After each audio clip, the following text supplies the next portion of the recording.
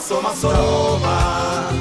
kijana, masiku zazidi badilika kijana, soma kijana, masiku zazidi badilika kijana. Hello dear learners, welcome to our KCSE revision 2018 paper 1 mathematics. We shall start with section 1. Question 1. It says, without using a calculator, evaluate 2 and a third minus 1 and a fifth of 2 divided by a quarter minus into bracket negative a half cube. So the question is testing on body mass, integers and fractions. So before we proceed, mark the following tips. When you multiply addition and addition, it will give you an addition. And when you multiply a minus times a minus, it will give you addition. When you combine the signs, will give you minus. So minus times addition will give you minus, and addition times minus will give you a minus. So here we shall follow body mass rule to tackle this question. So first of all, we shall convert this fraction into improper fractions. So 2 and a third will be 2 times 3 plus 1, which is 7 over 3, minus 1 times 5 plus 1 will be 5 plus 1, which is 6 over 5 of 2, divided by a quarter minus into bracket minus a half cube. So to continue, we shall follow off because it appears first in our question before minus. So it will be 7 over 3 minus 6 times 2 will be 12 out of 5, divided by 1 over 4. So we solve what is in the bracket first. So and when a negative number is raised to an odd number, it will retain the sign negative. So we shall have a half cube, which is 1 over 8. So the minus retained because of an odd power. So if we continue solving the numerator, the LCM of 3 and 5 is 15. So 3 goes into 15 5 times. So 5 multiplied by 7, it gives us 35. Minus 5 goes into 15 3 times. 3 multiplied by 12, it gives us 36. So when we minus, will give us minus 1 over 15. So this is solution for our numerator. Then for our denominator, a quarter. So allow me to rub.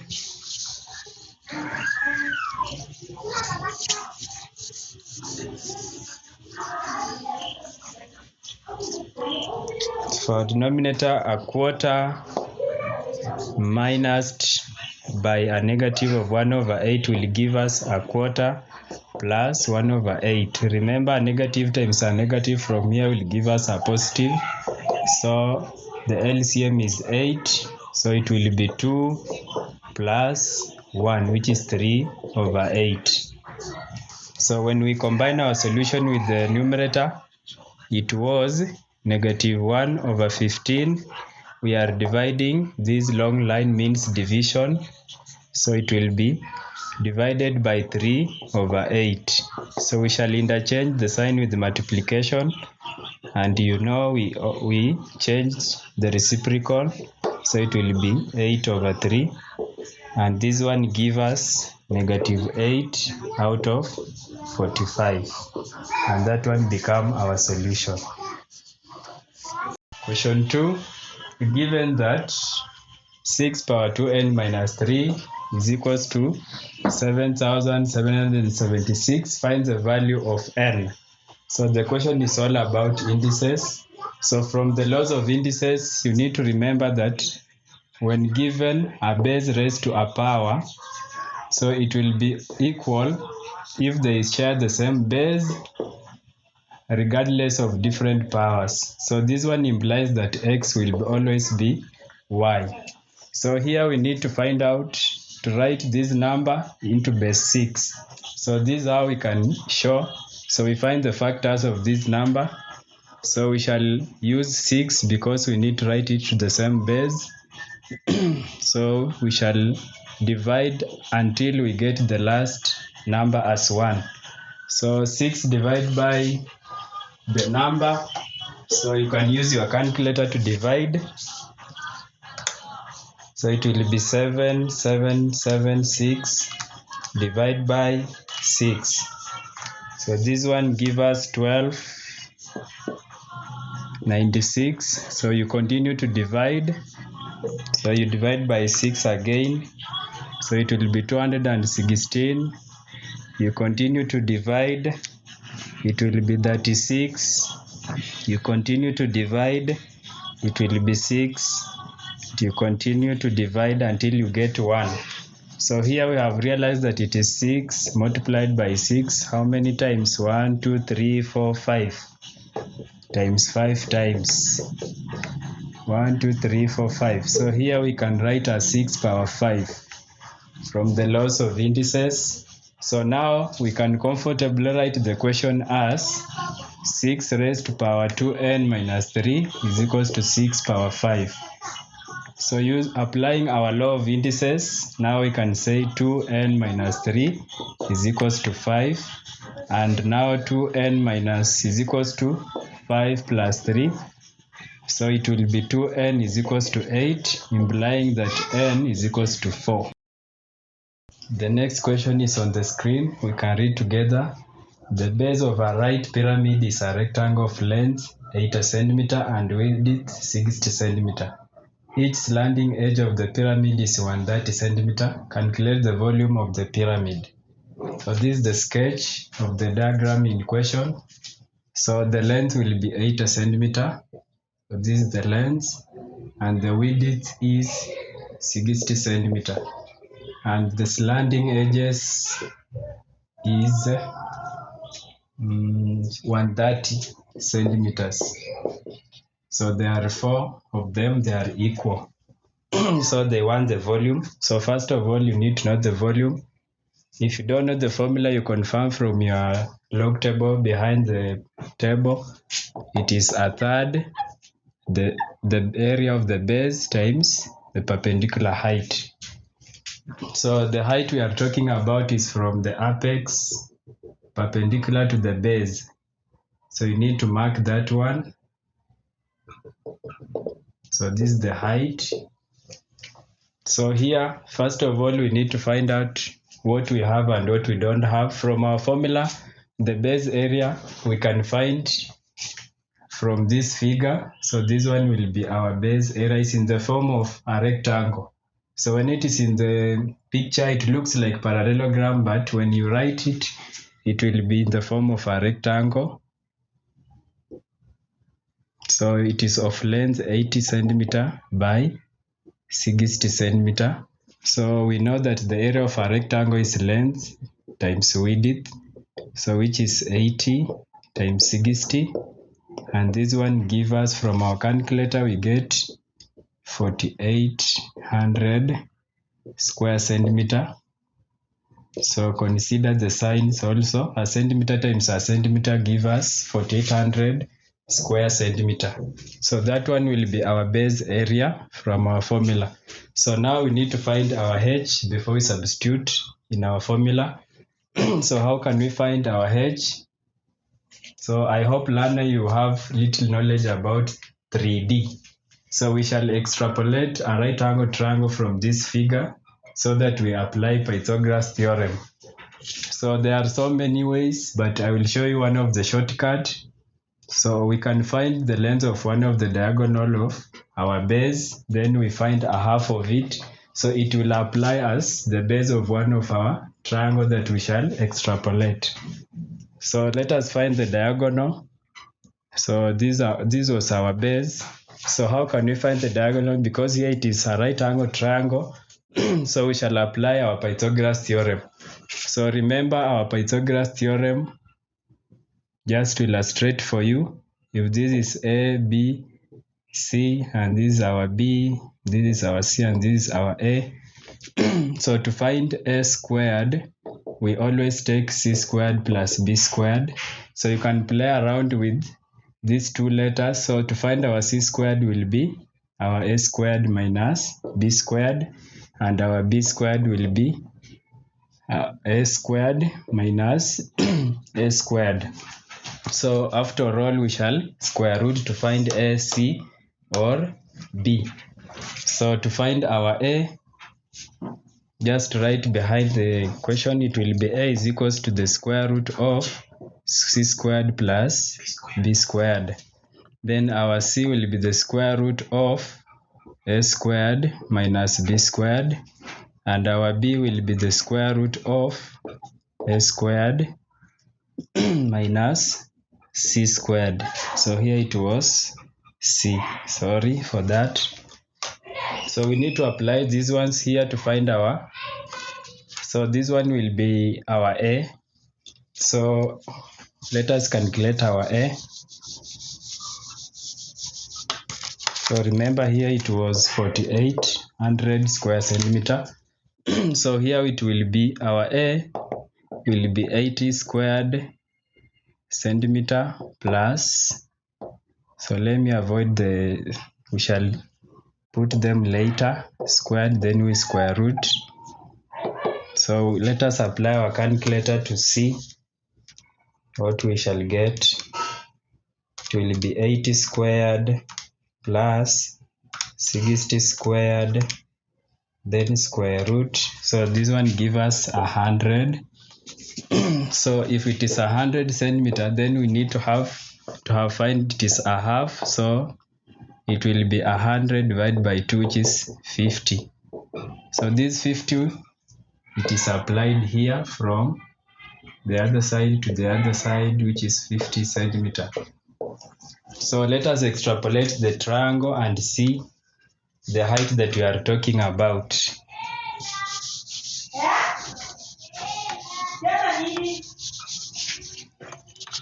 So when we extrapolate, it will be like this way. So this was our height, this line, perpendicular length. So here the base will be 50, as you can see from here to there. Then one of our slanting edge, so I'm assuming that it is from here to the other corner, which is 50. Then our slanting edge will be 130 centimeter. So this one applies our A, this is our B, and this is our C. So to find our H now, it will be 130 squared minus 50 squared, then we square root. So our height from our calculator, 130 squared minus 50 squared square root, to give us 120. So there are so many ways you can reach H, but we have just applied one of the shortcut. You can even use here, but I will not explain for that. If you have any question, you can comment there. We shall just solve the other way, or you try by yourself. So let us resume with the 120 as our H. So we shall substitute in our formula so that it will be 130 times our base area, which was 4800, multiplied by 120 centimeters. So here remember it was squared, and here it is like 1, but we don't write 1. So it will give us, when we use our calculator, it will be 4800 multiplied by 120, we divide by 3. So it gives us 192,000. So what will be our unit? Cubic.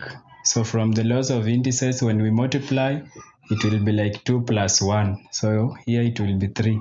So the unit for volume will always cubic unit. So our unit was centimeter, so it will be cubic centimeter. So don't forget to insert cubic because we are going with accuracy. Question 4. In the figure below, A, B, C, D, E, F, G is a uniform cross-section of a solid. Given that FG is one of the visible edges of the solid, complete the sketch showing the hidden edges with broken lines. So the first line we shall draw parallel to FG, because they have said we use broken lines to differentiate with the original ones. So another line will be parallel to FE, then another line will be parallel to ED, and another line will be parallel to DC. Then another line will be virtual of the new line here, which is also virtual to the other line, and which is the parallel to this line. So we shall join the polygon with the original one. So the first line will be here. So you ensure that you match. Then this edge will match with edge B. Then this edge will match with edge D. And the last one will match with edge C. Then if you want to complete numbering, you need to observe the trend here. So you can see they are starting A, B, C, D, E, F. So the motion is anti-clockwise. So you continue with the trend. So if it is A, B, C, D, E, F, G, so we shall continue G, H, I, J, K, then L. Question 5. The lengths of the rewires were 30 meters, 36 meters, and 84 meters. Pieces of wire of equal length were cut from the 3 wires. Calculate the least number of pieces obtained. So here the trick behind was to find the GCD of the 3 numbers. Then we use the GCD to divide the numbers and we sum. So this is how we find the GCD. GCD means greatest common divisor, or other books use highest common multiple or highest common divisor. So we are finding the greatest common divisor of 30 meters, 36 meters, and 84 meters. So in learner, you need to differentiate between GCD and LCM. So GCD, you find the greatest, a multiple that will divide all the numbers without a remainder. But for LCM, we find all the multiples that will divide all the numbers until we get 1 as the final divisor or the remainder. So here is how we find the GCD. So we start with drawing, separating them in the table. We tally them like, so here it will be 30, 36, 84. So the least multiple here, we shall start with 2. 2 goes into 30, 15, into 36, it will be 18, and into 84, from your calculator, will be 42. So when you look at these 3 numbers, the common multiple that will divide all them completely is 3, but not 2, because 15 is not a divisor of 2. So 3 goes into 15 5 times, and into 18 6 times, and into 42 from your calculator it will give us 14. So when you observe 5, 6, and 14, they lack a common divisor. 2 cannot go into 5, 3 cannot go into 5 similarly, so it means we shall remain at 2 times 3. So our GCD will be 2 multiplied by 3, which is equals to 6. So when you find the GCD, you now use the GCD to divide the three numbers as we sum to find the number of pieces that could be obtained. So to find the number of pieces here, it will be 30 divided by 6 plus 36 divided by 6 plus 84 divided by 6. So this one, 30 divided by 6 is 5, plus 36 divided by 6 is 6, plus 84 divided by 6. From your calculator, we find it is 14. So when you sum, we find it is 25. So these are the number of pieces that will be obtained from the wires. Question 6. A two-digit number is such that the sum of its digits is 13. When the digits are interchanged, so let the number be mn, or you can use any letters that you want. So we shall call the numbers mn. So they are saying the sum of the digits, so it means m plus n give us 13. So it will be our equation 1. So we need to form another equation so that we solve them simultaneously. So when you continue the equation, when the digits are interchanged, so n become the first one and m the last one, nm. So the original number is increased by 9. So it means the original number is 9 bigger than the second number. So the difference between them in other terms is 9. So we shall manipulate it so that it become linear equation as our equation 2. So we use the knowledge of total value. For example, 99 can be written as 90 plus 9. So we can use the same criteria for mn and nm. So that the first m will be 10m plus n minus 10n plus m, which is equals to 9.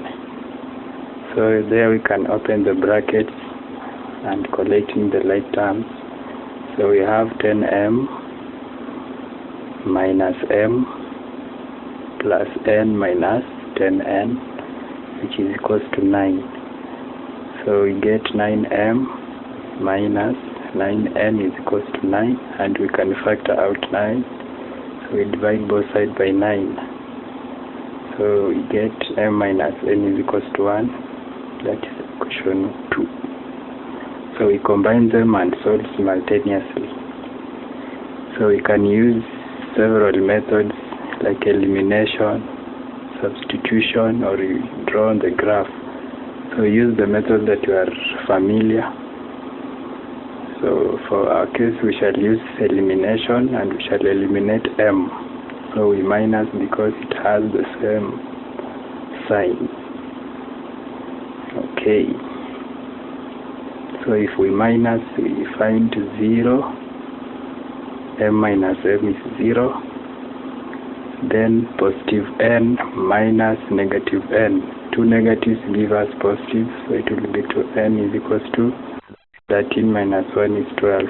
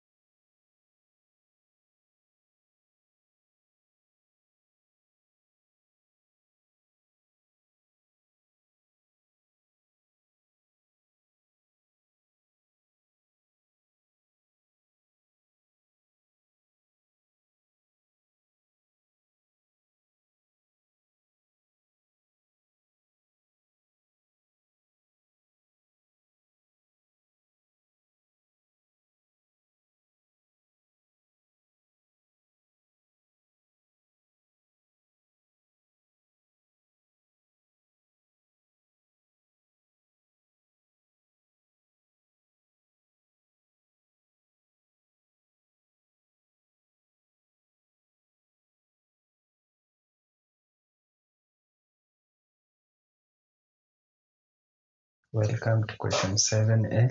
Using a ruler and a pair of compasses only, construct a quadrilateral PQRS in which PQ. So we start by sketching. So let us assume these are point P and Q. So it is 5 centimeters. PS is 3 centimeters. So here it is 3 centimeter. Assume our point S is there, 3 centimeter. Then QR is 4 centimeter. Then angle PQR is 135. So it might look like that. 135 degrees R. So at this point it will be 4 centimeter. And SPQ is 90. So the line will be perpendicular, which was 3 centimeter. So where they will meet, we shall intersect with SR. So the sketch help you not to construct while you read the question. You just confirm from the sketch. So this is what we now to construct into real object. So these are the steps. You take your ruler, your 15 centimeter ruler, then you draw. You can choose at the center of your book or the space provided on a question paper. Draw a horizontal line. Say P is start from here. These are point P. So the first step, we need to measure 5 centimeter to Q. So because on my board, if I measure 5 centimeter exactly, it will be too small. So allow me to use a larger scale so that if I measure 10 centimeter, in your book will be counted as 5 centimeter so that I magnify it and you see it clearly. So let me measure 10 centimeter, but for you, you measure 5 centimeter in your book. So I will use a ruler and a pair of compasses.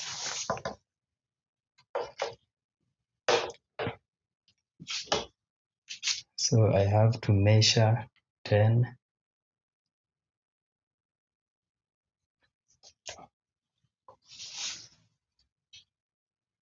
My 10 is there. So the point will be Q. So I've used a scale of 2, but for you, just use 5 exactly. So this point Q. Now the next step, we can construct 90 degrees here or the right angle here, but don't use protractor. So this is how we can construct 90 degrees using a pair of compasses only. So first of all, you start at point P, then you can squeeze your compass a little bit toward P. You make an arc on the line PQ, and using the same measurement, make sure that your compass is tightly fixed, it's not loosened. To the opposite side, you make another arc just once. Then you use those arcs and enlarge your compass a little bit. You make another arc up and down using the same measurement without twisting your compass. You point to another arc, then you make sure that they intersect somewhere. So you will join the two arcs and they will form a right angle.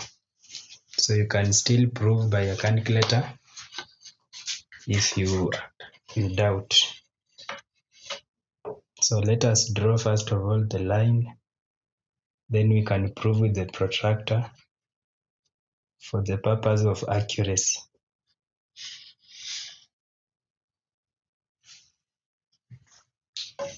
So you can just draw a long line because you never know where 3 centimeter will be. So we can prove by using our protractor. This is how we measure. You align the horizontal line with the perpendicular line at the point of intersection, which is our point P. So mine may not be more accuracy because I'm using a plain board, but it is nearly 90. So yours must be exactly 90 for you to proceed or be accurate.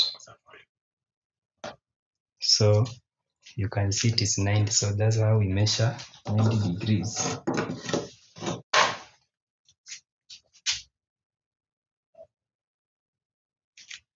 Therefore, from our sketch from point P to S, we need to measure 3 centimeters. So for me, I will multiply 3 by 2 to measure 6 for it to be large. So again, we measure 3 centimeters. Okay. So, okay. Like that. So I will measure 6. So 6. So I will use 6, but for you use 3.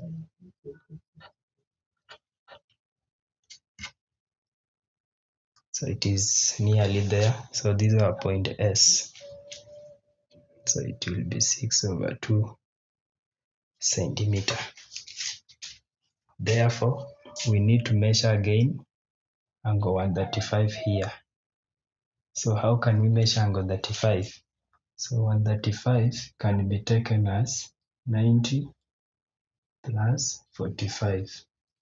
So that one means that we shall construct angle 90, then we bisect the exterior other 90 angle, so that when we add the interior 90 plus 45, we get 135. So the same approach we have used here, we shall apply there. And I will show you how to bisect an angle. So this is how we go about. We shall start with 90. So you be at point Q at the center, squeeze your compass, make an arc, the two arcs opposite, use the same axis. You can enlarge your compass slightly, be it reasonable length, the arcs like that way. Use the other arc to make sure that they intersect somewhere. Therefore, we join the two axes, but using dotted line because it is not our point of interest. That is 90.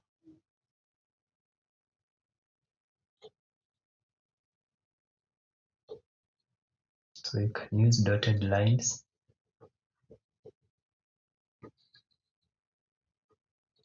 to show that it is not the angle that we need. So this is 90.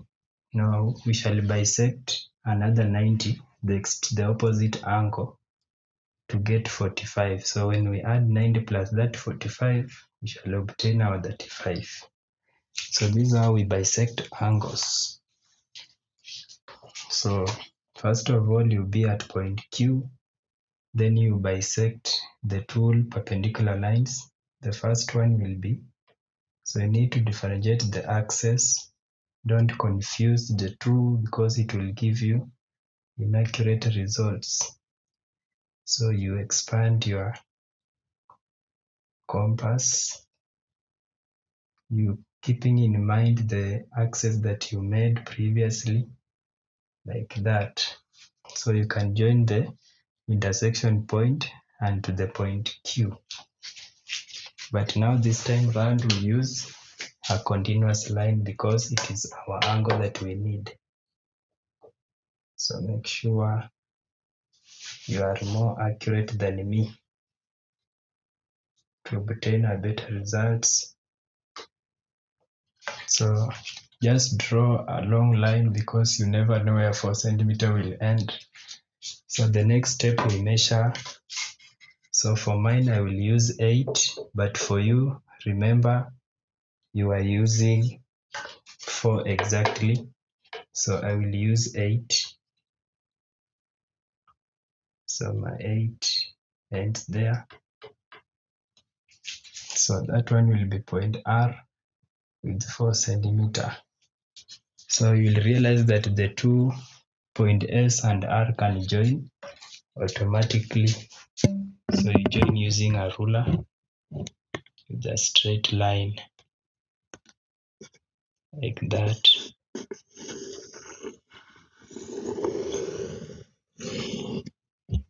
So and our sketch become like real. So now the question they want us to find the length RS. So we can use the ruler to measure RS. So here it was 135, remember. So sorry, let us prove with the calculator to see if we are nearly to the answer. So we can measure the angle. So we are just proving with the calculator with our protractor. Sorry. So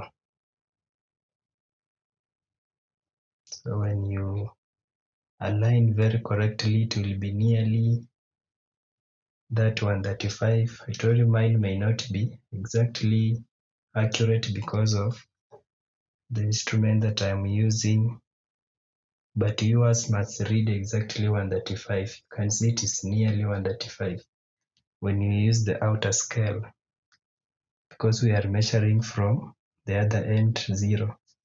So we go clockwise until we shall find it is 135. It is between 130 and 140, 135. So we are nearly closer to the angle. Therefore, we shall measure this length with our ruler.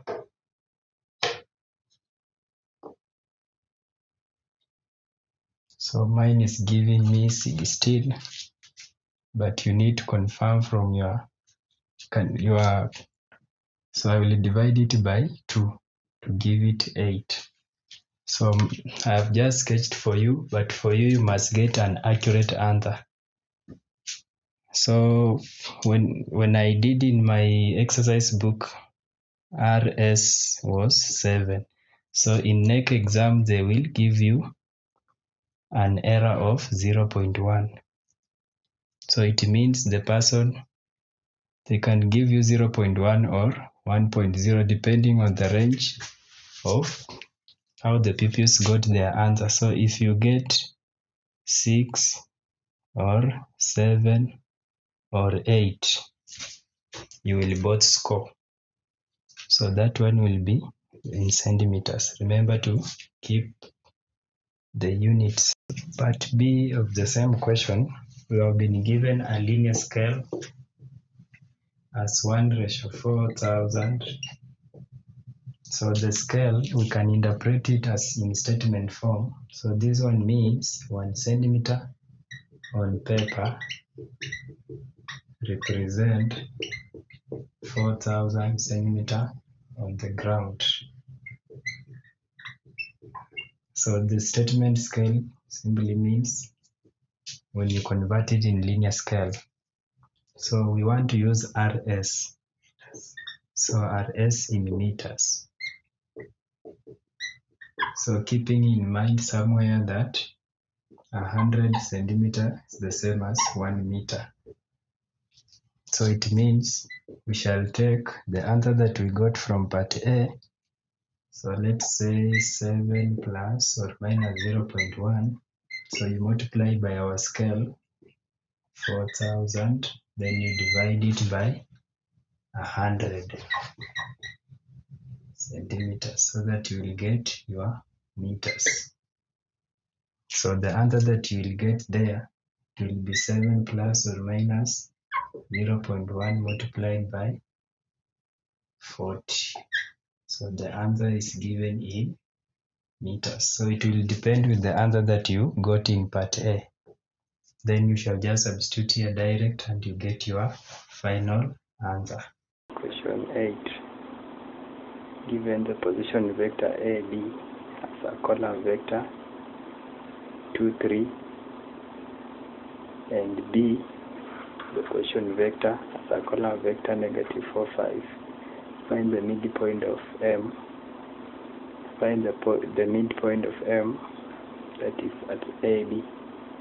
So the position vectors can be represented on a diagram as shown on the whiteboard, so that we assume they all originate from a point O. So the direction of A is given as O to A at the coordinates of 2 and 3. The same to B at negative 4, 5 as a column vector. So point M is also on the line AB, but at the center. So we use a dotted line because there is no way there. There is no path. So the only path is OA and OB. So now they want the points at M. So how can we go from A to M? So we have the two ways there that you can see from the diagram. Either you can go from O to A, then A to M. So you can choose the direction of A, O to A, then from A to M. Or you can use another way for direction B, O to B, then B to M. So learner, you need to choose the way that will be shortcut, but at the same time we shall find the same answer. So for me, I will use method 1 or the way 1, so that you will also try method 2 and see if we shall get the same answer. So let us go by method 1. So what about OA is already given as 2, 3. What about AM? So AM, we are going a half of AB. So because it is at the midpoint of line AB, they are half of vector AB. Now we need to struggle to find vector AB. So you are standing at point A, you want to go to B. So we go AO plus OB. You just follow the diagram. Now again, if we change the direction, because we have OA, but we need to go contrapositive, so we introduce or we negate the coordinates. So we shall negate 2 and 3, so that we get negative 2 and 3 plus vector OB is already given as negative 4, 5. So when we add them, we only add the corresponding sides. So negative 2 plus negative 4, it is negative 2 minus 4, it is negative 6. The same as negative 3 plus 5 is 2. Okay, so that was our vector AB, but we need a half of AB. So a half of AB is a half of that answer. So we multiply each term by a half. So we get negative 3 and 1. So that is AB. Now we go to OM. So the OM is what we are interested with, because we have OA as 2, 3 plus AM as negative 3, 1. Okay, so we can finish by adding, so that our vector OM, or the position vector M, in column vector it will be 2 minus 3, which is negative 1 and 4. But they want the point, so a point is represented as in coordinate form, so it will be negative 1, 4. Question 9. The two towns R and S, so we can draw them as R and S, 245 kilometers apart. So there is a bus traveling at an average speed of 60 kilometers from R. So a bus is coming from R with a speed of 60 kilometers per hour. So it left at 8 a.m. So we shall call it departure time, or departed at 8 a.m. And there is another vehicle called truck coming oppositely from S but the departure time is given as 9 with no speed. So we shall go with what is given. The departure time is 9 and they met with the bus at 11 a.m. So we assume they met at point X somewhere on the road where we don't know. So the question needs to find the average speed of the truck. So that is linear motion. Now we can start by finding the distance that had been covered by the bus before the truck took off. So the distance traveled by the bus, let's say from 8 to 9, that was 1 hour. So as you know, distance is given by, so we can draw the rectangle to guide us. Speed is equal to distance over time. So distance will be speed times time. So it will be 60 times 1, which is 9 minus 8. Yeah. So that one is 60 kilometers. So that is the distance that had been covered by the bus when the truck took off. So the remaining distance for them to meet will be called relative distance. Relative means what is being shared by the two motion. Be it distance, speed or time, they will be relative. So the distance that is being shared there is 245 minus 60 is 185. Okay. So the next step, we can find the relative time taken. So the time that was shared, we have already been given where the time that they met. So from 9 to 11, how long was that for them to meet? Because the track is starting at 9, so it will be 11 minus 9, and that one gives us 2 hours. So that is relative time. So we also need to find the relative speed.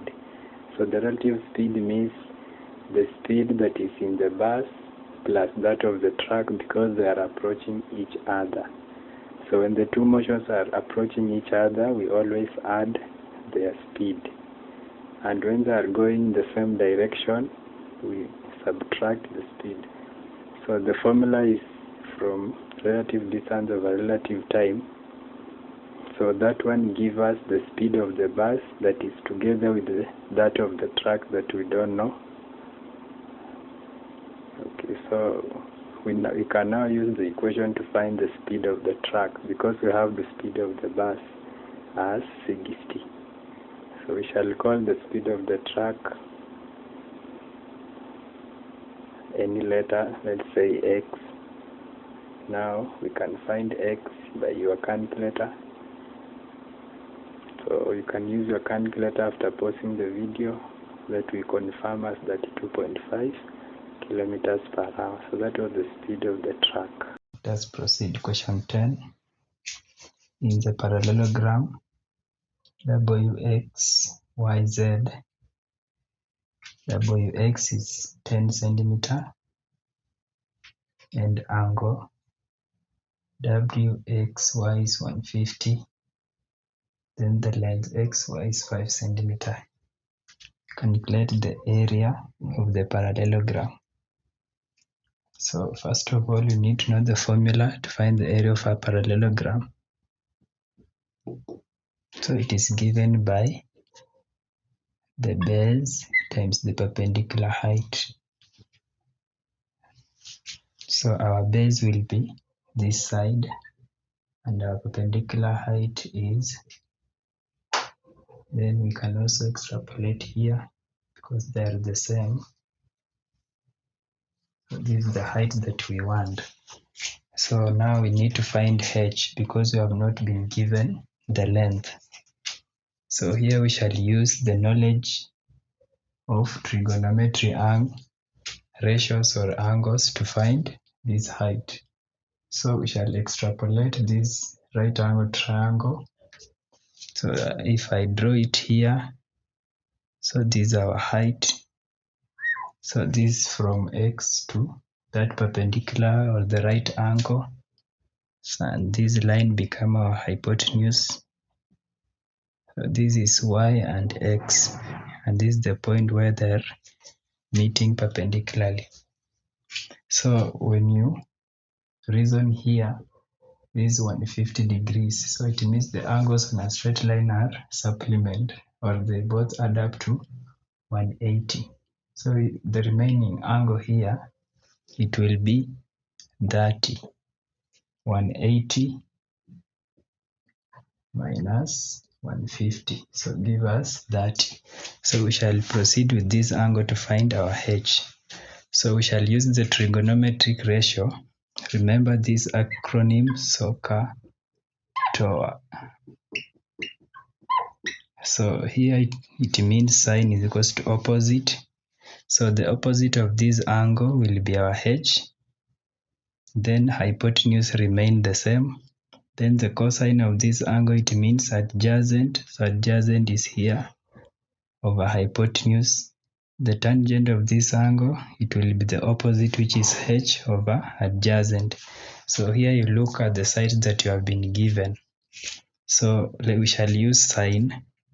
So when you write sine 30 degrees is equals to opposite, because we want h over hypotenuse, which is 5.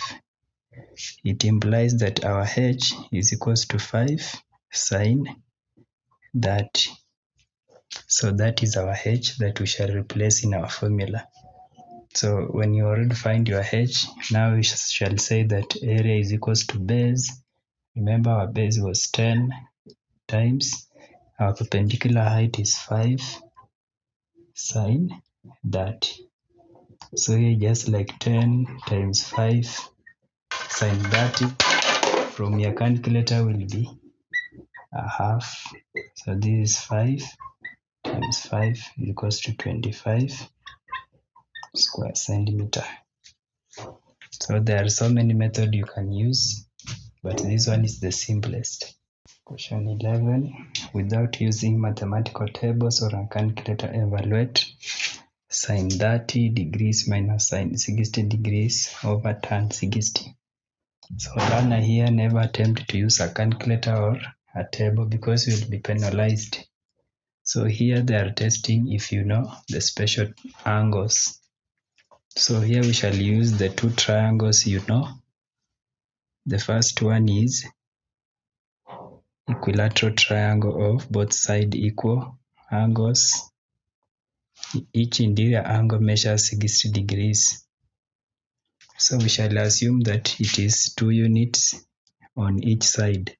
So when you divide here, our height, it will be 1 unit, and the angle here is 30 degrees.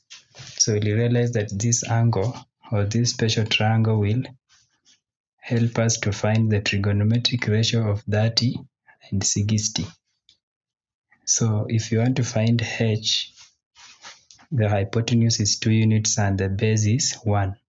So our h, we shall use the Pythagoras theorem as 2 squared minus 1 squared, then we square root. So here it will be 4 minus 1, which is root 3. So our h will be root 3. Then there is another triangle, but we are not going to use it. A right angle triangle with the same base, 45, here is 90. So here we assume that here it is 1 unit, 1 unit. To find our hypotenuse, we shall take 1 squared plus 1 squared, which is 2. So it will be root 2. We shall not going to use this one, but because of that is 60 and 60. So from our formula SOHCAHTOA, so this formula is very important. You need to memorize to your fingertip. So it means our sine 30, it will be opposite. So you consider this triangle here. So what is the opposite of angle 30 is 1 out of hypotenuse. Opposite of a hypotenuse, which is 2. What about sine 60 degrees? So the opposite of 60 is 1, root 3, divided by the hypotenuse is 2. What about tan? So tan 60, we are using opposite of adjacent. So what is the opposite of angle 60? Is root 3 divided by adjacent, which is 1. So this one remain as root 3. So when you substitute in our question, we are going to obtain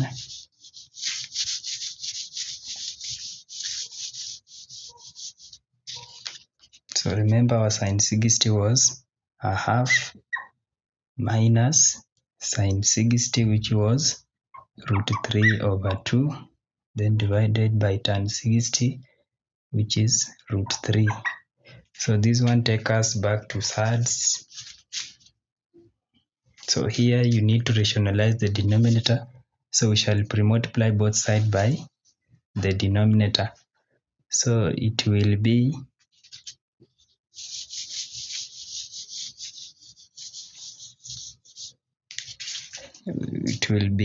root 3 multiplied by a half minus root 3 over 2 multiplied by root 3,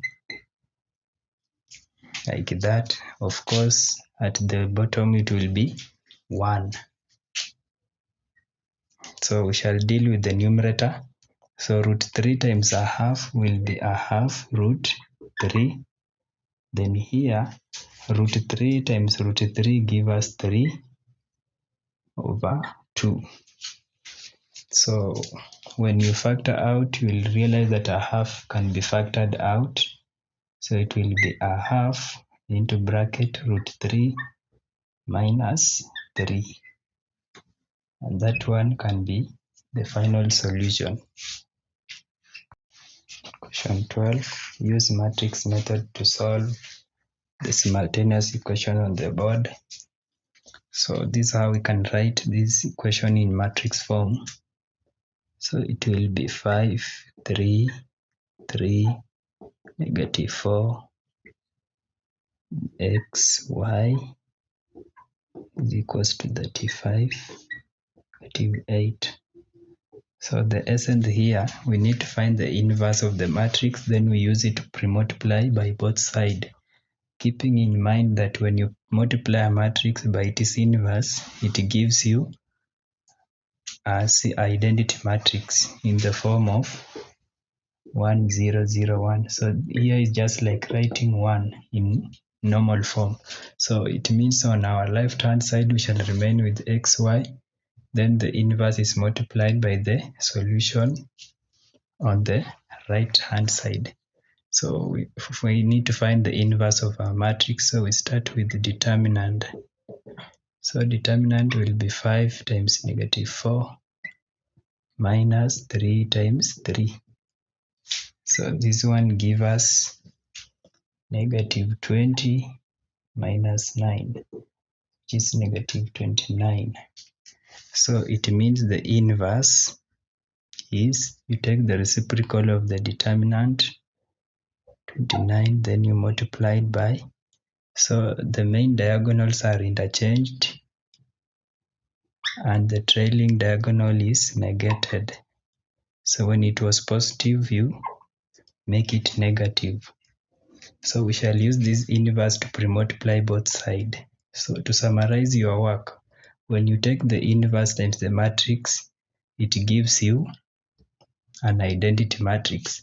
So you write xy because an identity matrix times xy will remain just xy. So when you multiply here, you start by writing, it will be 35, negative 8. We are multiplying by, so let the determinant be here, so that the matrix is negative 4, negative 3, negative 3, 5.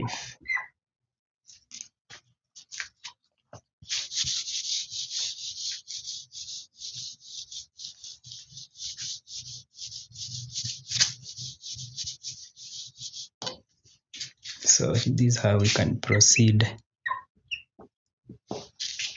So we shall take a row versus column. a row versus column. So it will be 35 times negative 4 plus negative 8 times negative 3. So to find our x, it will be 35 times negative 4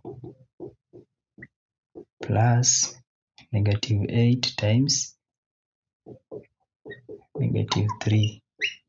So we are going row versus column. So there we shall use our calculator to finalize our x. So allow me to write first the whole of the matrix.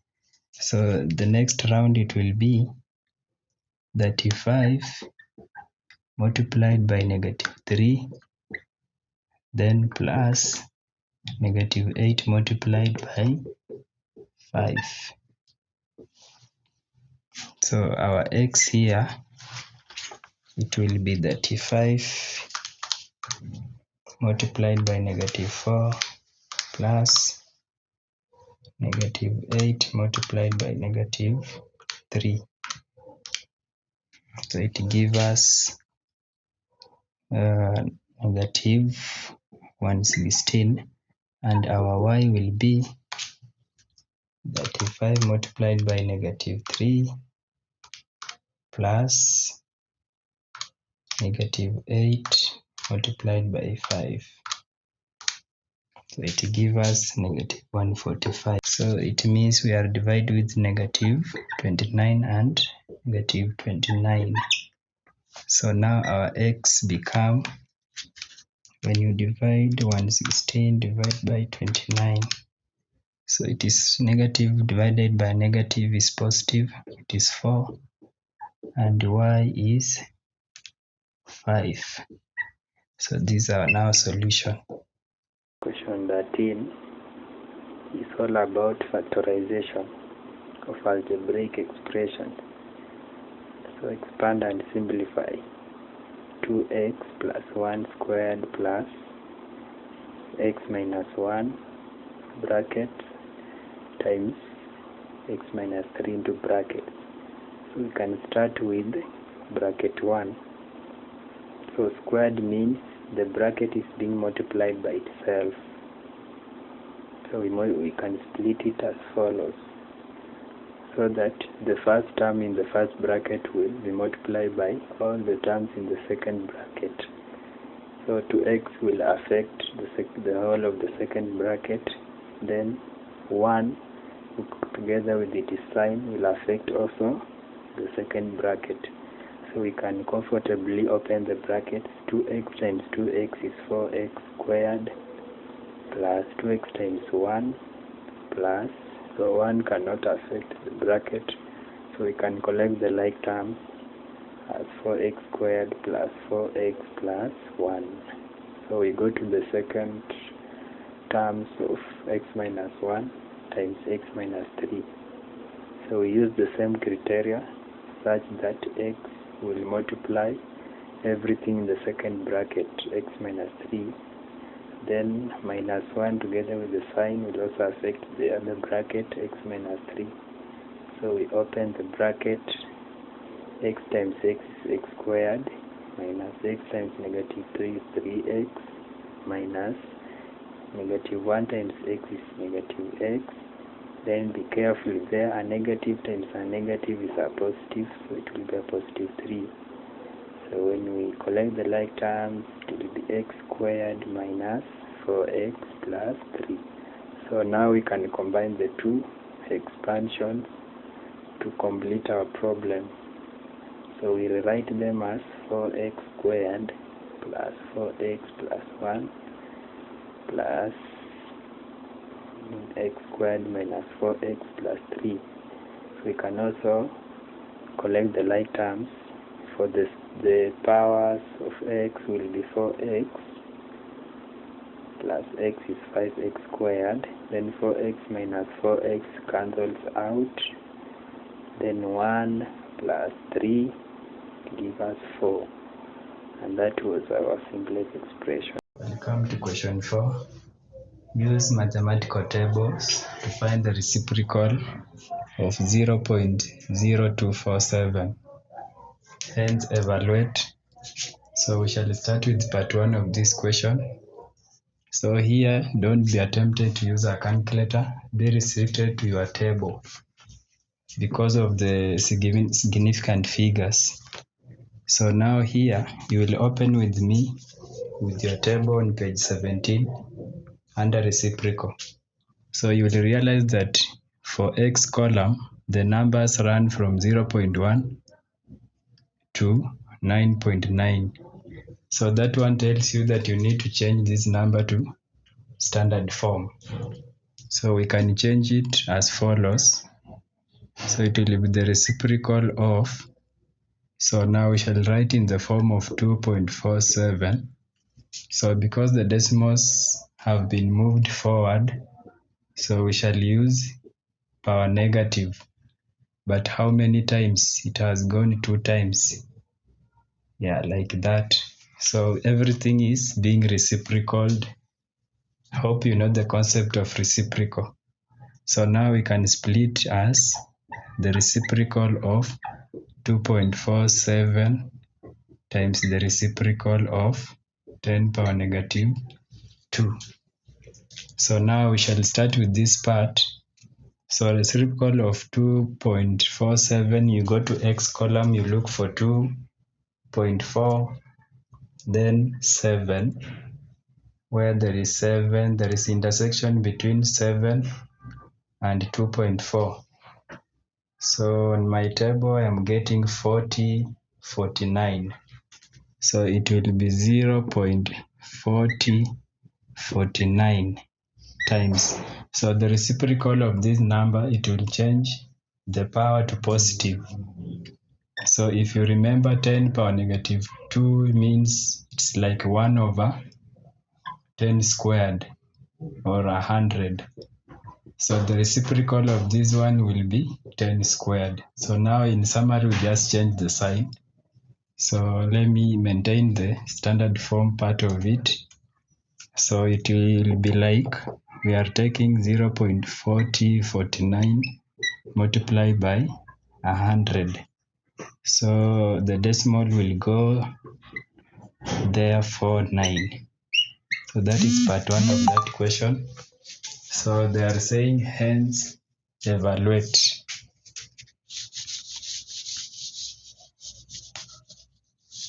Hence evaluate. Hence evaluate root, the cube root of 3.025 out of 0.0247. So here, when you look at this question critically, you will realize that it is like you are taking the cube root of 3.025 times 1 out of 0.0247. So what does that one tells you? It means that we are multiplying by the reciprocal of this number. So it is like 3 root 3.025 multiplied by the reciprocal, the one that we found from part A, which was 40.49. So 1 over this number is like the reciprocal of it as the answer that we got from part 1. So now you can just insert in from your calculator and give us the final answer. So it will be the cube root of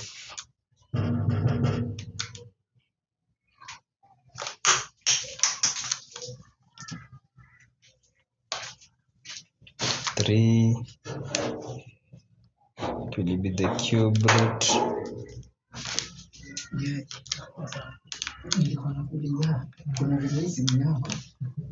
.025 multiplied by 40.49. So your answer will be 58.56. So to two decimal places.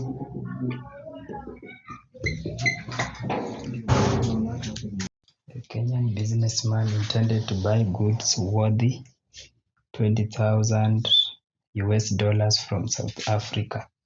Calculate the value of the goods in the nearest South Africa rand, given that 1 US dollar is equals to 101.9378 Kenya shillings and 1 Southern rand is equals to 7.6326 Kenya shillings.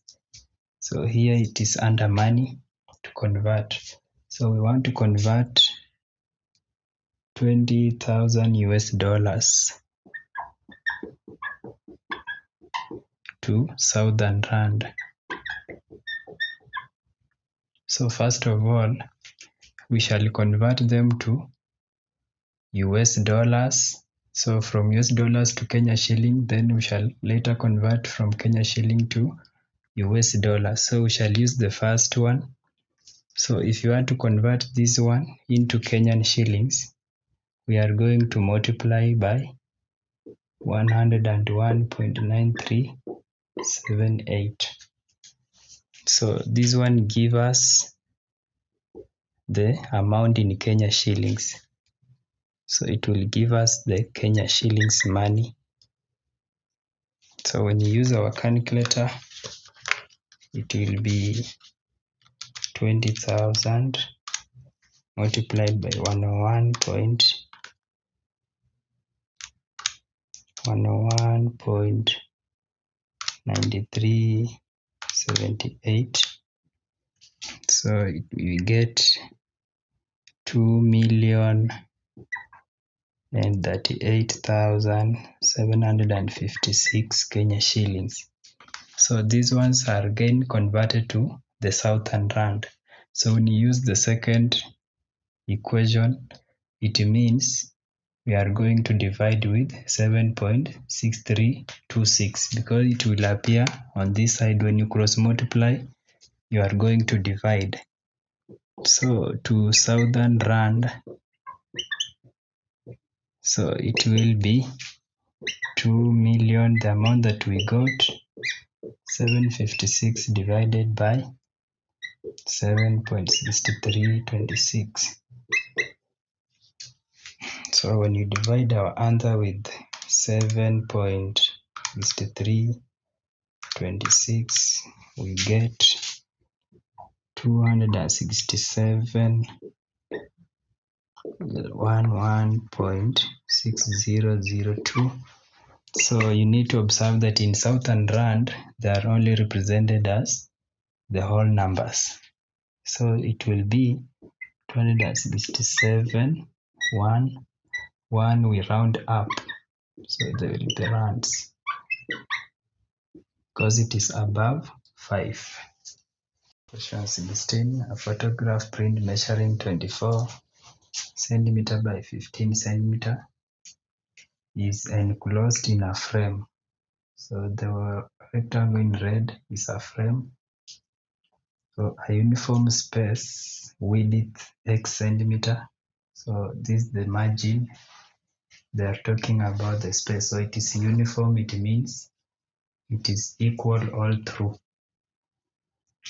So if the area of the space, the area of the margin or the space is 270. So the area of the space is 270 square centimeter. Find the value of x. So they want us to find the value of the space. So here we shall start by finding the area of the frame. Then we find the area of the print. So when we work out the difference, we shall find the area of the space. So let us start with the area of the frame. So it is given by length times width. So how can we find the length here? So you reason we need to find the length from this corner to the other corner. So we shall take x and the other x on the other end, then we add to 24. So our length will be 24 plus the 2x. So the same apply to width. So we also take x plus 15 plus x. So it gives us 15 plus 2x.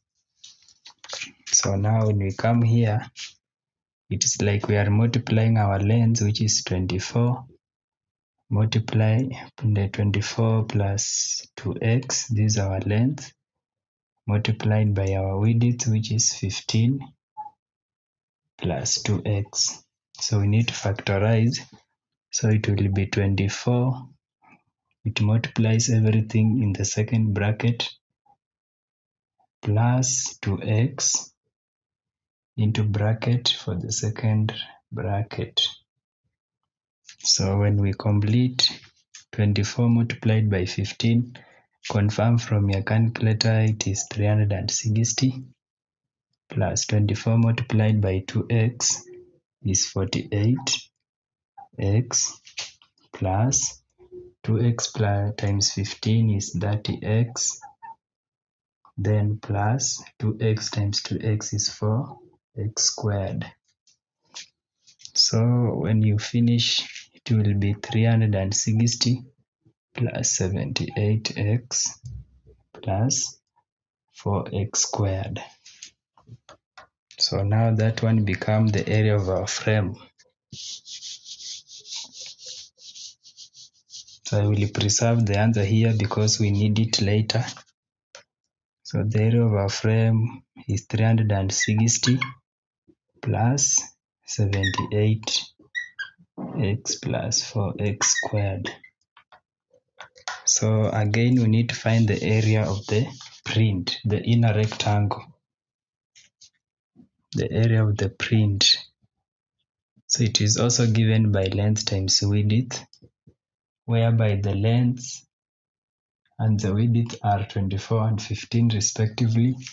So it will be 24 multiplied by 15. So this one gives us 360 square centimeter. So I will preserve also the answer. Let me write in red so that it resembles.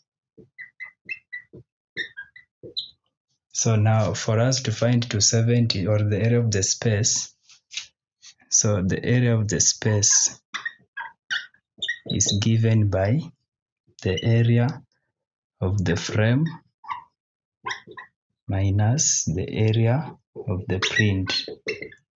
So when you take the area of the outer rectangle minus the area of the inner rectangle, it's like you are calculating the area of the margin, which is already given as 270.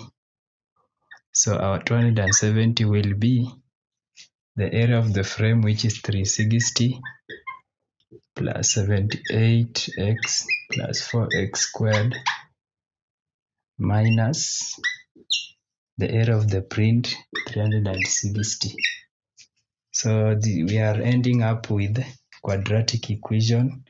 So we shall solve it out. 360 and 360 goes. We remain with 78x plus 4x squared. So these are quadratic equation. You can solve by use of so many methods that you are taught. For now, we shall use quadratic equation.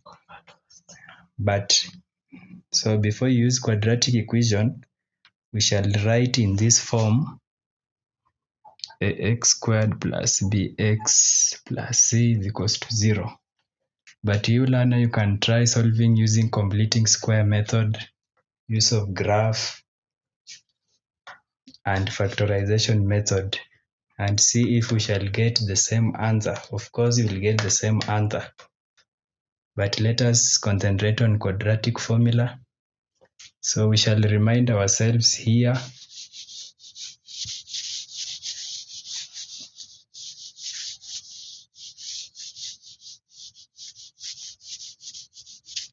So I will convert for you this one to in the general form.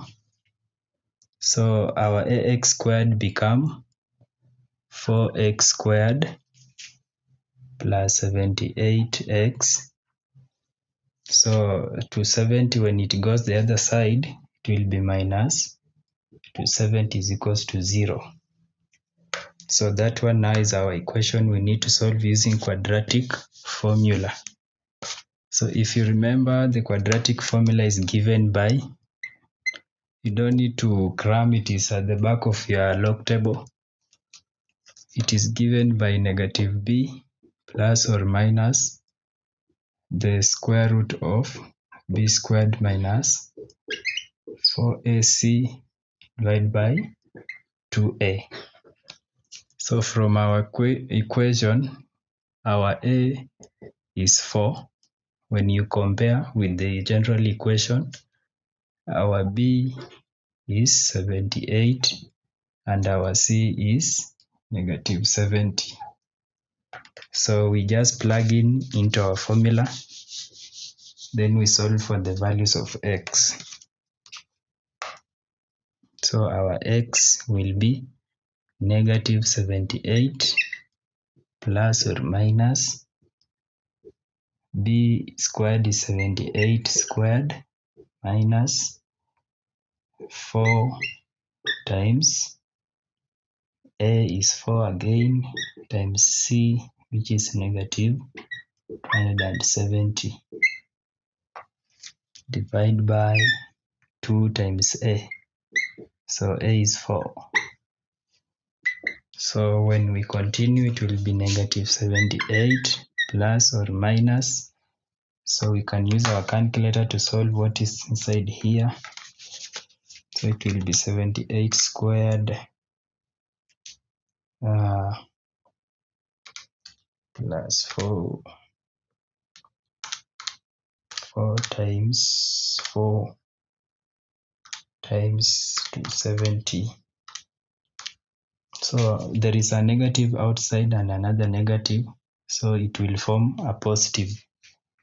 So we are ending up with the root of positive 10404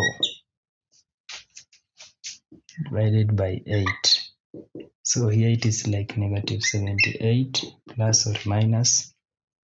So you root the answer, it will be 102 divided by 8. So first of all, you find x when 102 is positive, and you find another value for x when 102 is negative. So it will be negative 78 plus 102 divided by 8, which is equals to minus 78 divided by 8. So the first x give us 3, and another x, let me call it 1 and x2, so that it will be negative 78 when 102 become negative over 8. So that one give us negative 22.5. And since we are dealing with measurement, a measurement cannot be negative. It means maybe the diagram is on virtual side or doesn't, it's imaginary. So we take x as 5. So now our x will be 3 centimeter as our solution. Welcome back to section 2. I will help you throughout all the questions, but for you learner, you will see the best that you can try. Out of the 6, you can try the best 5. So question 17a, it says a school water tank is in the shape of a frustrum. So this is the frustrum in blue. So a frustrum is obtained after cutting a cone on the top. So the remaining part becomes the frustrum. So the height of the tank is 7.2. So now the height will start from the top circular part to the bottom circular part, which is 7.2 meters. And the top and the bottom radii, so the top radii is 6 meters and 12 meters, okay, respectively. So part A, calculate the area of the curved surface of the tongue correct to 2 decimal places. So they want the area of the curved surface. So the area of the curved surface is this part. So I'm illustrating with my hand. So how can we find it? So the area of the curved surface of the frustrum, so it will be, so we need to find the area of the curved surface of the larger cone minus the area of the curved surface of the smaller cone. So if I write it, it will be area of the curved surface of larger cone minus the area of the curved surface of the smaller cone.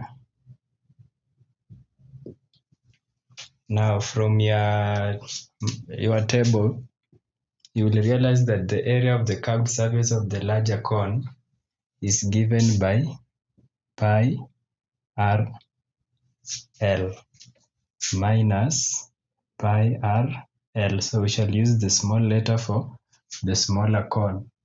So our r is the bigger radius for the bottom 12 meters. L is the slanting edge, the whole of the slanting edge. Yeah, so the whole of L is the L, then smallest L is from here to here, so it is here. So we need to find them before we proceed. So even this formula you can modify because pi is common here. It can be RL minus RL. So you can use the one that you are comfortable with. We have factored out pi. So therefore, for us to find L, because we are lacking in our solution, we shall reason like this. So we may start with the one of the larger cone here.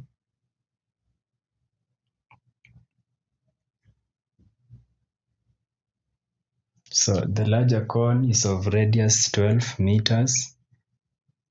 Then the height is given as, so there is some height here, 7.2, then h. So our biggest h will be 7.2 plus h. So the biggest height of the larger cone, we shall add 7.2 plus the h that we don't know. All right.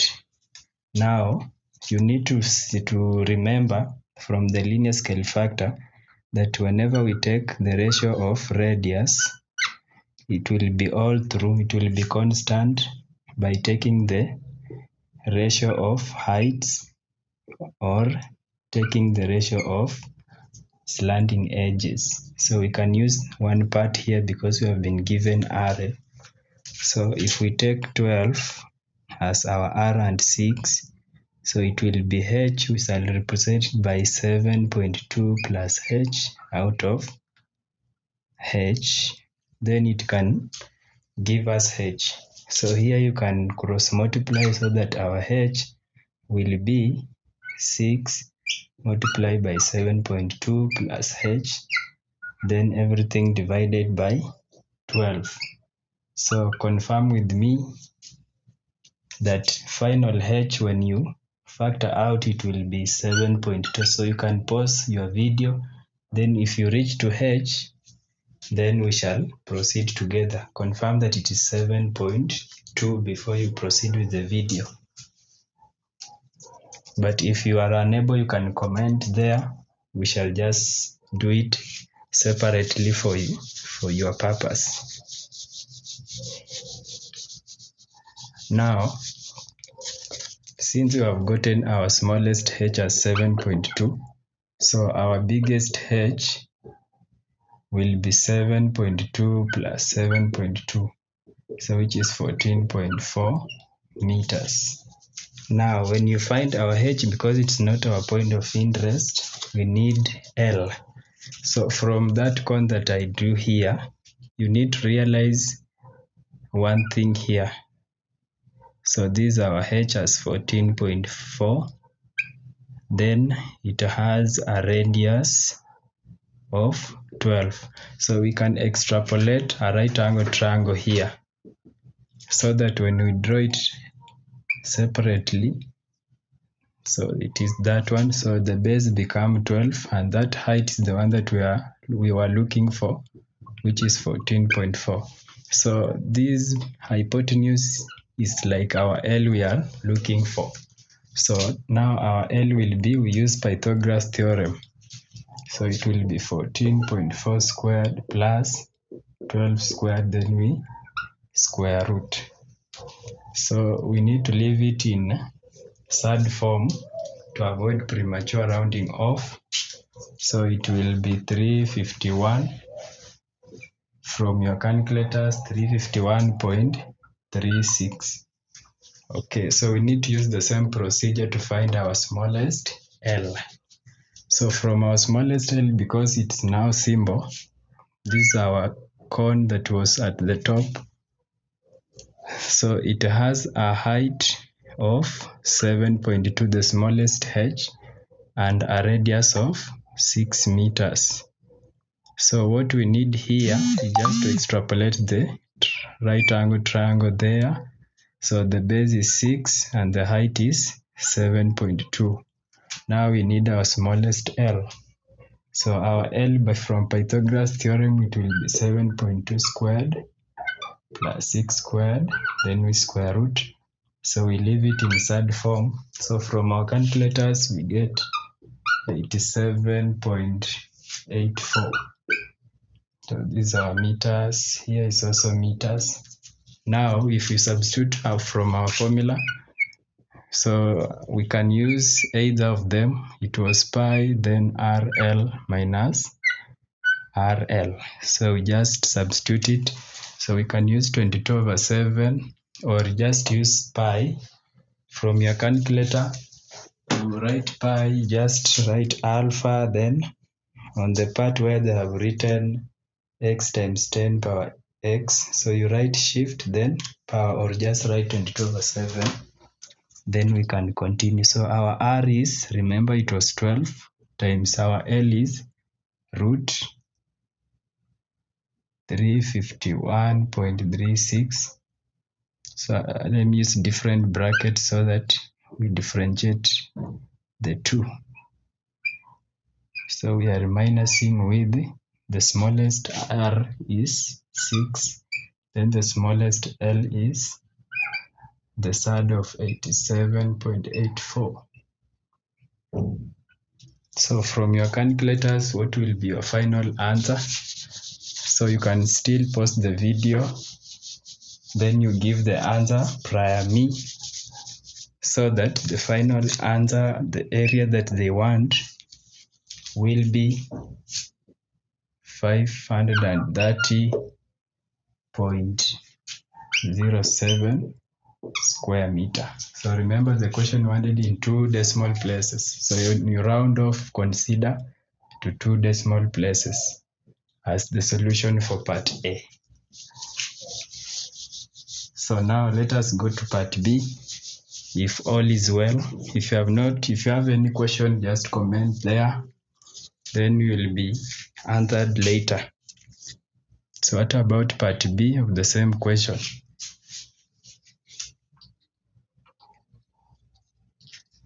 Find the capacity of the tank in liters, correct to the nearest liter.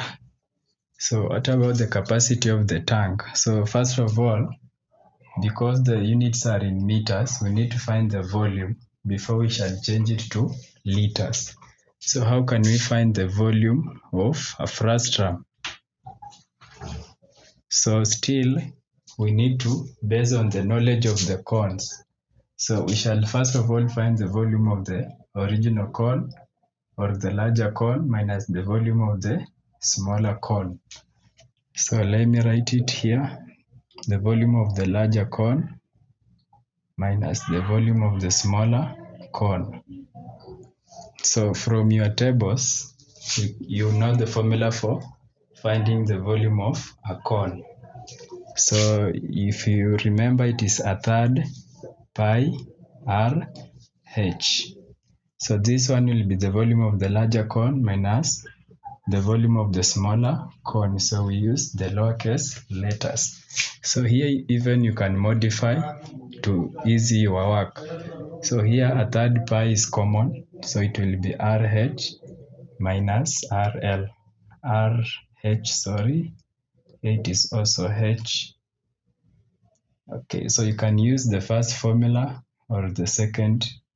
They both give the answer, but this one is in more simplest form. So if you look at our formula, everything we have, so it's just a matter of substituting. So it will be a third times 22 over 7 multiplied by R is 12 times our H, remember it was 14.4. So I still use different brackets to differentiate the two. So the smallest R is 6 multiplied by H, which was 7.2. So from your calculator, you can still pause a video and see if we shall arrive at the same answer. So mine was giving me 1900. So they want it in, we shall retain it for the whole number because they want in liters, so it will be a cubic meter. So there we still need to change into liters for us to obtain the capacity that they need. So confirm if you have gotten the answer before you continue the video.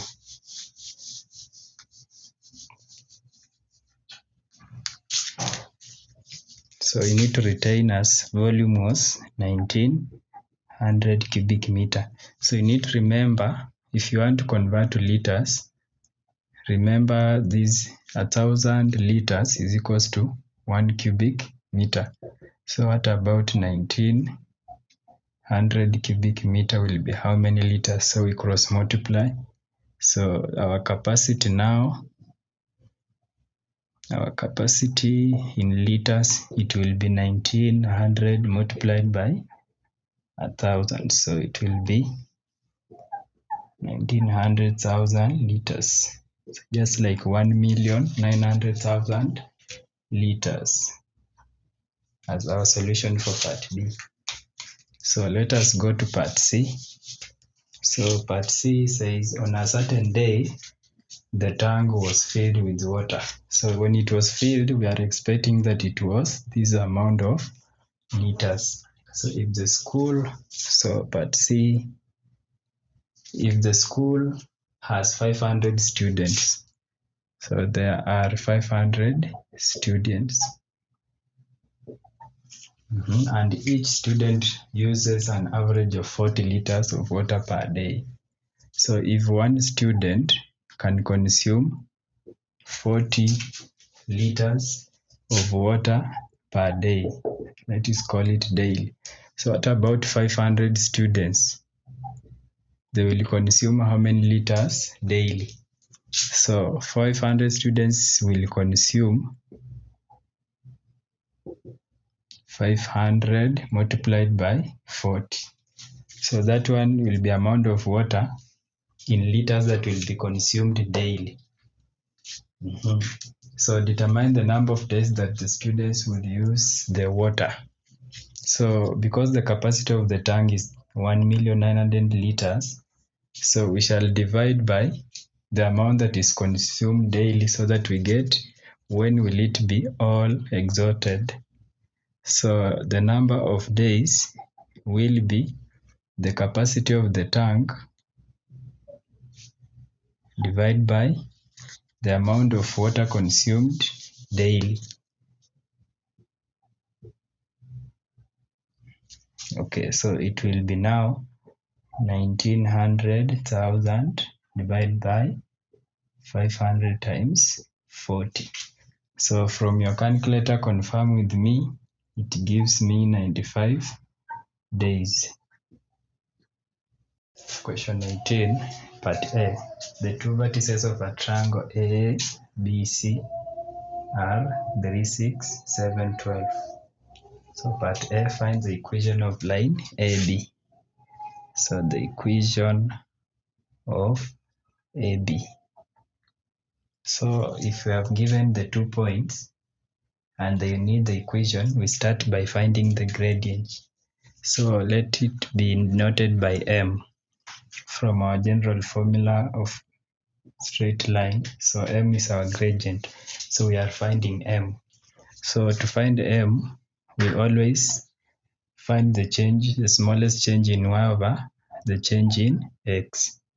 So let us call our the starting point to be from B, so that it will be x1 and y1, and here it is x0, y0. So the origin is A, then we are going to B. So if we want to find the change in y, we can start from B or A. So whichever the way can give you the same answer. So it will be y1 minus y0 over x1 minus x0. So never interchange the two, or from numerator to the denominator must be maintained. So our y1 is 12 minus y0 is 6 divided by x1 is 7 minus x0 is 3.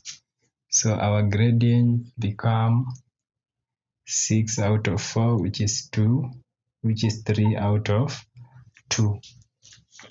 Now, to find the equation of the line, we shall take one point here, either B or B, A or B, then assume another point on the line along the line xy, so that we use the same formula for gradient to find our equation. So take A 3, 6, and another point on the line xy to be points on AB. So now using the formula for gradient. So our gradient, remember, was 3 out of 2. So using our formula for gradient to find the gradient, so we can say that y minus 6 out of x minus 3 gave us the same gradient of the line. So we need to write this equation in this form, or simply to make y the subject of the formula. So we shall cross multiply, so that it will be 2 into y minus 6 is equals 3 into x minus 3. So we shall continue from up, so that when I open the bracket, it will be 2y minus 12 is equals to 3x minus 9. So if we collect the like terms, it will be 2y is equals to 3x minus 9 plus 12. So we shall divide both sides by 2, so that our y will be 3 out of 2x.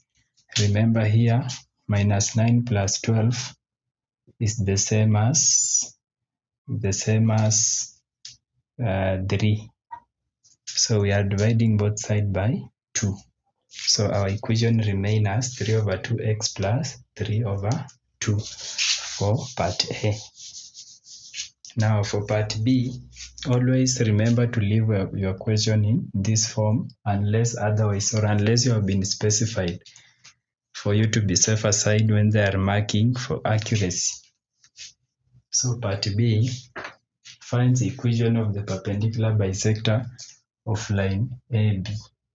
So perpendicular means there is another line that is intersecting with line AB at right angle. So for us to find the perpendicular bisector, then this line is cutting the line AB halfway, or it is at the midpoint. So we need to find the point at the center of the line AB. So first of all, we find the midpoint. So now there, for us to find on x value, we shall take 3 plus 7, we divide by 2. Then on y value, it will be 6 plus 12 divided by 2. So that one is 5 and 9. So this is the one of the point where that perpendicular bisector passes. Then there is another concept you need to remember, that for perpendicular lines, the product of their gradient, it always gives us -1. So let us use this concept to find the gradient of this perpendicular line, because we already have the gradient of line AB.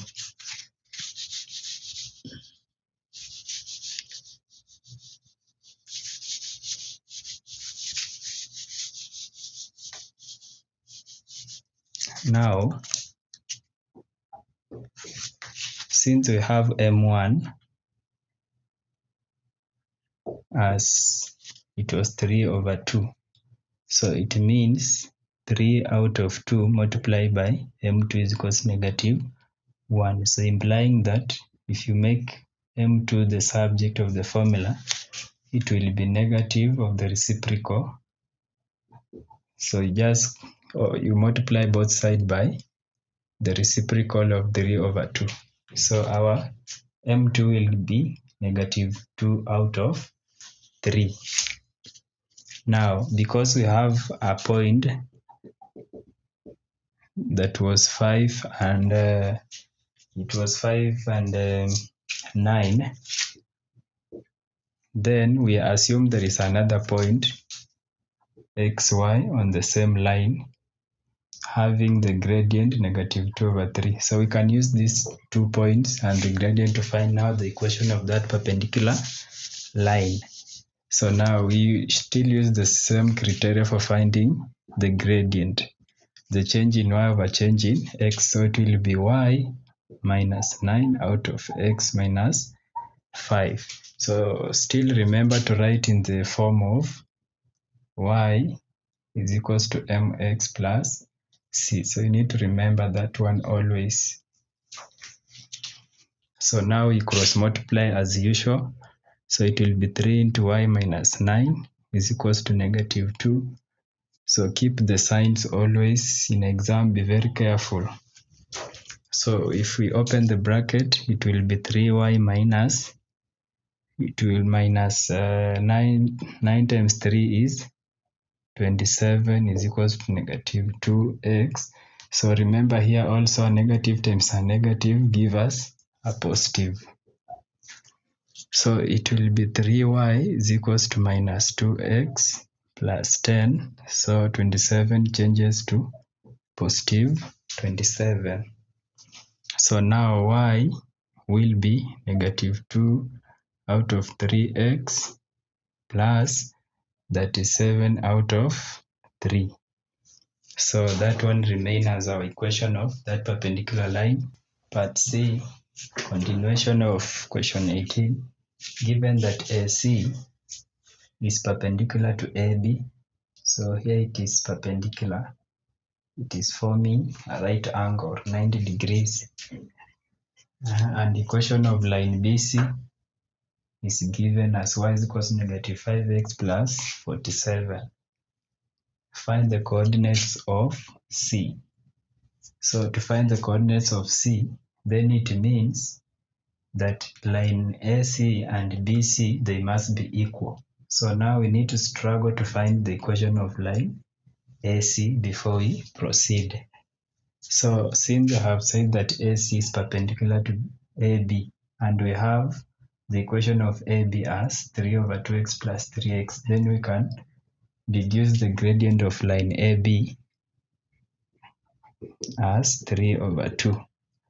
Therefore, since they are perpendicular, then the gradient of line AC, it will be -2/3. As you remember from perpendicular lines, M1 times M2 is equals to -1.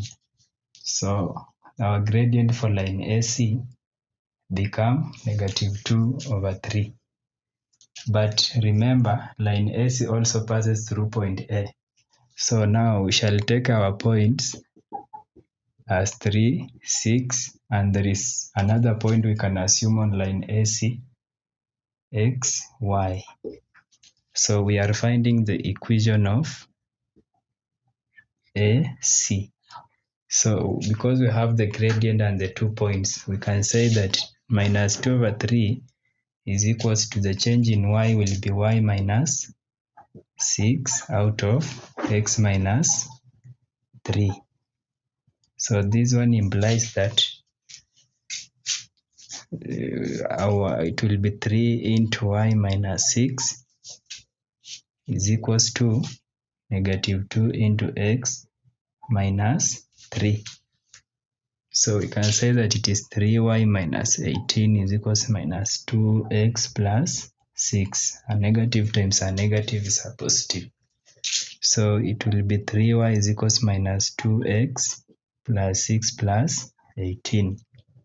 And our y will be minus 2 over 3 x plus 24 divided by 3. So now finally our y will be minus 2 over 3x plus 8. So this is the equation of line AC. So let me write here. So y is equals to minus 2 over 3x plus 8. So since we have already found line AC, so to find the coordinates of point C, then the two equations are equal. So they share point X, the coordinate X and the coordinate Y. So therefore we shall solve the two equations simultaneously to find the values of X and Y.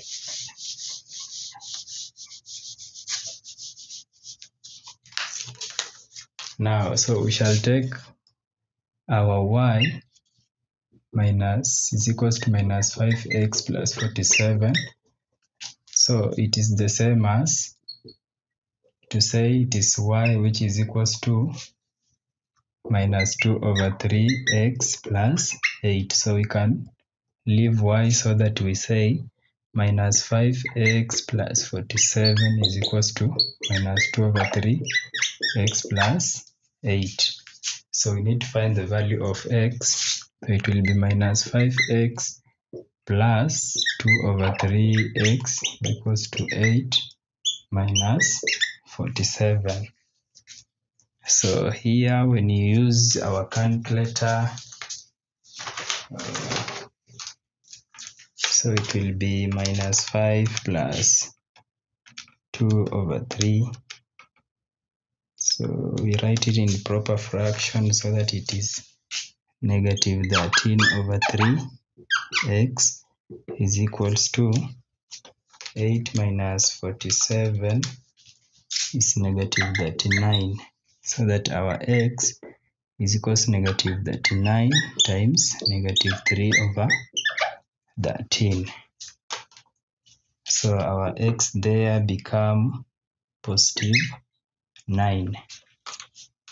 So that when we substitute in one of our equation, we can find y. So let us use for negative 5 into, so wherever we have x, we shall substitute with 9 plus 47. So when you use your calculator, we can get 2.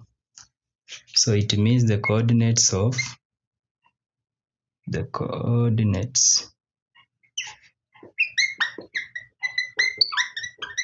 of C, we shall start with x, then followed by y.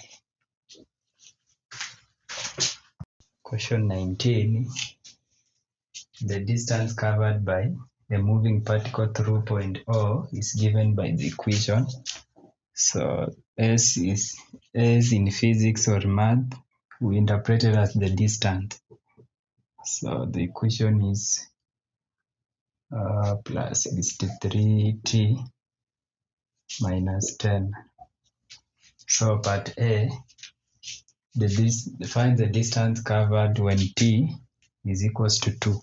So already we have the equation. So at t is equals to 2, so we only substitute the equation. We plug in 2 wherever we have t. So it will be 2 cube minus 15 into 2 squared plus 63 into 2 minus 10. So you can verify by your calculator to find our answer as 64. So part B, the distance covered during the 3rd second. So that is a bit of grammar, but it simply means we are going to find the distance at t is equals to 3. Then we find the difference with the distance at t is equals to 2. So that is the trick behind there, the 3rd second. So we are finding the difference between the two intervals, where t is 3 and where t is 2. So here we already have a 64, so we need to find the distance when t is equals to 3. So we still substitute in our original equation so that it will be 3 cubed minus 15 into 3 squared plus 63 into 3 minus 10. So you will confirm with me so that we arrive at 71. Therefore, at the third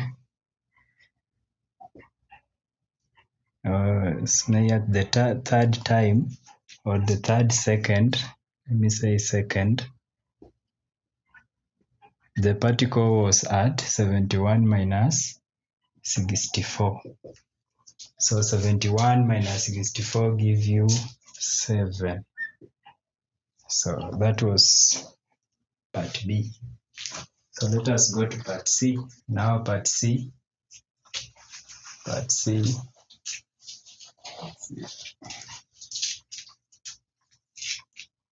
The time when the particle is momentarily at rest.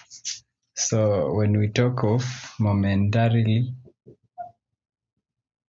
at rest, we simply mean that the velocity of the particle will be at 0, or the speed in respect to direction will be 0. So how can we find velocity when given distance? So we only differentiate distance with respect to time, ds dt. So we are differentiating our equation. So remember, when you are differentiating, for example, a power n, so dA dt is just like we are taking the power times that variable, then power n minus 1. So we need to remember that one before we continue. So here, t cube will be 3t, then 3 minus 1, which is 2, minus 15t squared will be 2 times 15, which is 30, then power 1. So we can write 1 or we leave, but we always leave.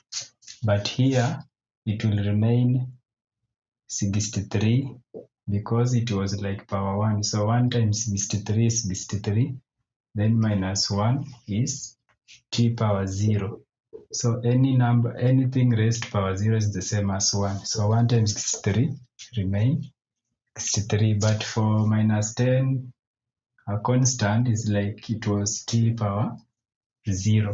So 0 times 10 is 0. So the differentiation of a constant always give you a constant. Now they are saying when it was at rest, so we shall equate it to 0. So here we are forming a quadratic equation. So we can solve it using so many methods, either factorization, completing the square. So you use the method that you are comfortable. So I will divide both sides by 3 so that I retain t squared minus 10t plus 21 is equals to 0. So let us this time round use the factorization method, but for you can use the completing square or use of graphs or quadratic formula. So you realize that our product is 1 times 21. So it is AC, which is equals to 21. Then our sum is negative, it is always B, which is negative 10. Now our factors, the two numbers, when you multiply you get 21, and when you add you get negative 10. So what will be those numbers? So it will be negative 3 and negative 7. So you can also pause a video and think of it faster. So a lot of practice will help you to find them faster. So now we shall now manipulate our negative 10t using our factors, so that we factor them out, or you are making it to be completely square. So now it will be t squared minus, so it will be minus 3t minus 7t, then it was plus it was 63 divided by 3, so 21 is equals to 0. So we group them like that, so that we are finding t as the common factor here. So it will be t minus 3 into, so here it is 7, so it is a t minus 3, so that when you multiply you get a positive. So we are finding the two bracket minus 7, then we take one of the brackets, minus 3 is equals to 0. So either of the bracket is equals to 0. So when you take the first bracket, our t will give us 7, or for the second bracket our t will be 3. So the particle was momentarily at rest when it was 7 seconds and 3 seconds.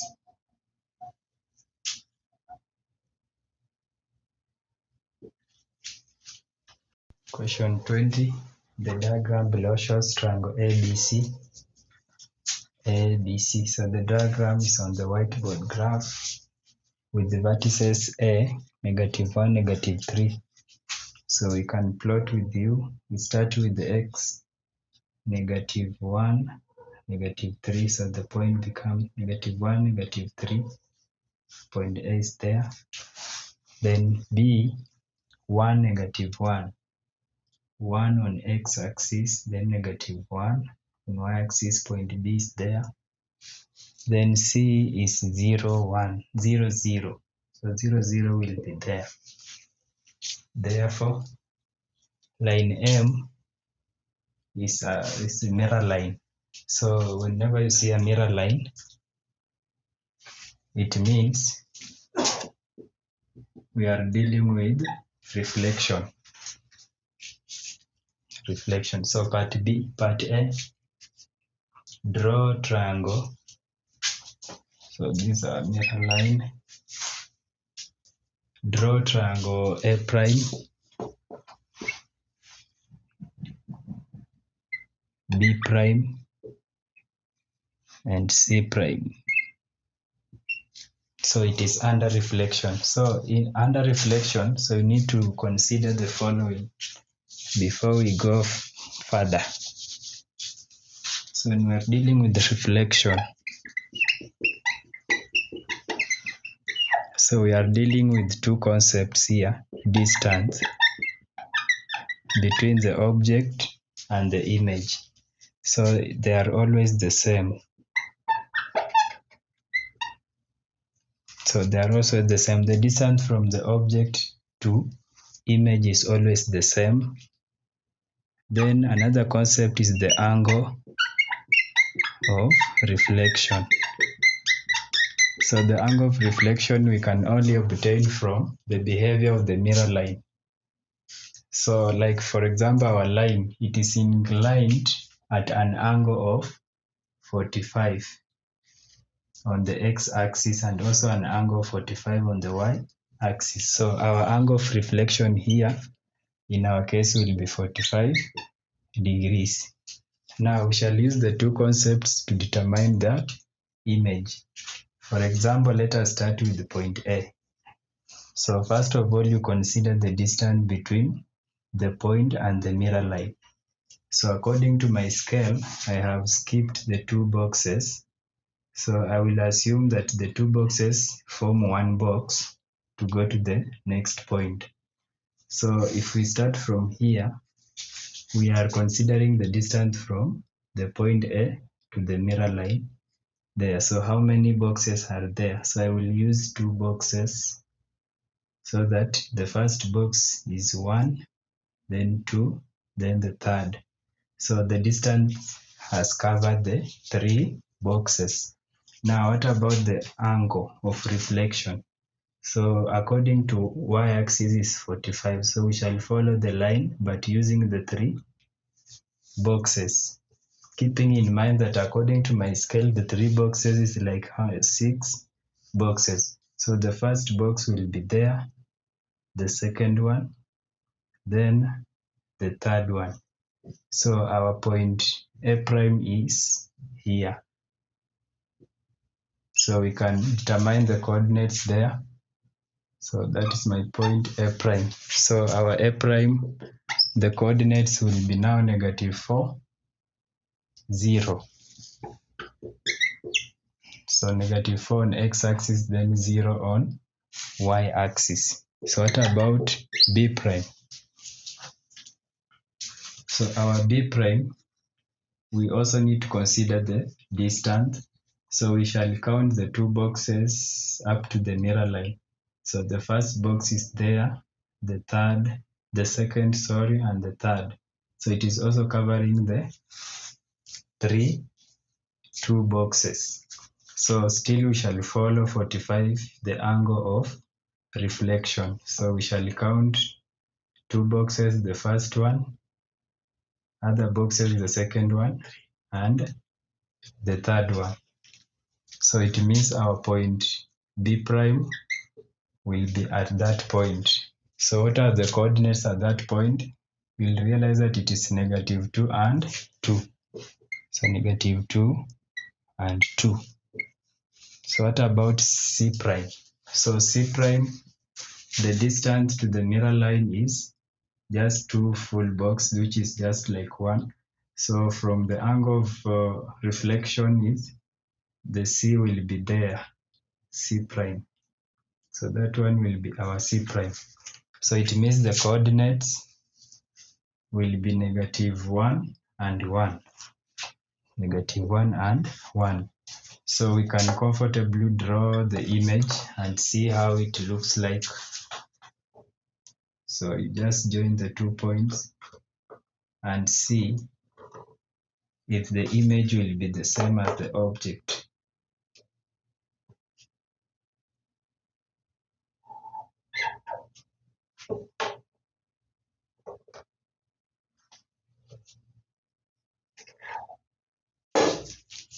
So that is our object.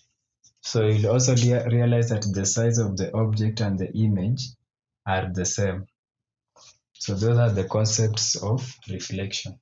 Part B, triangle A double prime, B double prime, and C double prime is the image of triangle A prime, B prime, and C prime under transformation represented by the matrix T. So you have been given the matrix of transformation as 1, 2, 0, 1. So here the formula we are going to use, when you take a matrix, then you multiply it by an object, we are going to obtain an image. So we shall only substitute in our formula for what we have so that we get our image. So our matrix is 1, 2, 0, 1. We are multiplying by our object now become the A prime, B prime, and C prime. So it behaves like our now original object. Okay, so we shall use A prime, the coordinates are -4, 0. B prime are -2, 2. Then C prime are -1, 1. So when we multiply, we are going to find the coordinates of our image, then we plot on our graph. So when we multiply matrices, we start with rows versus column. So the row of the first matrix is multiplied by the first column in the second matrix. So here, just to illustrate for you, it will be 1 times -4 plus 2 times 0. So 1 times -4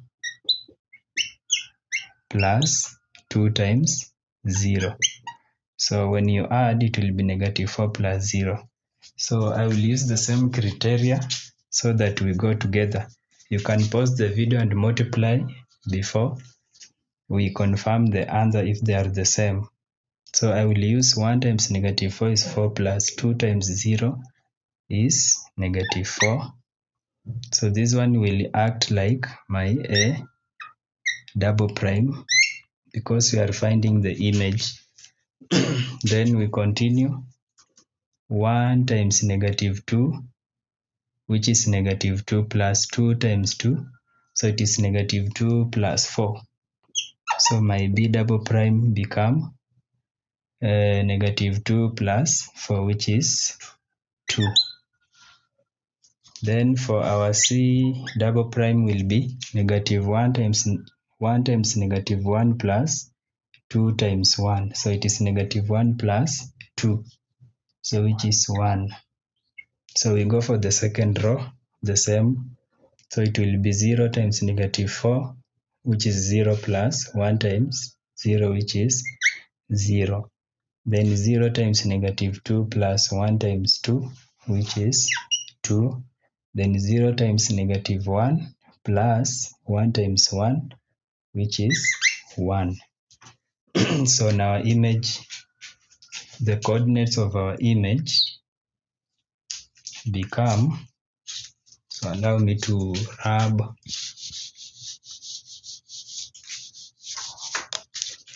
So the coordinates of our A double prime are -4, 0. B double prime are 2, 2.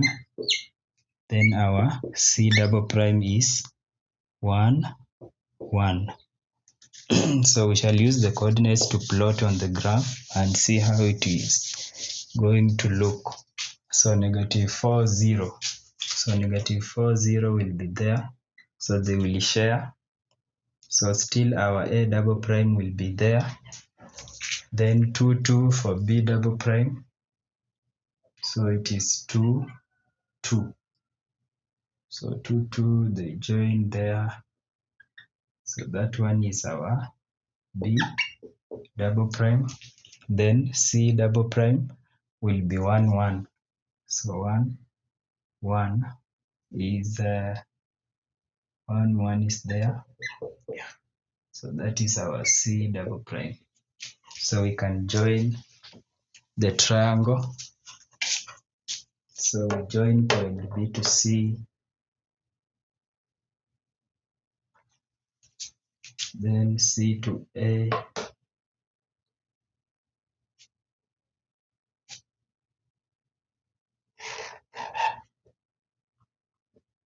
Then A to B.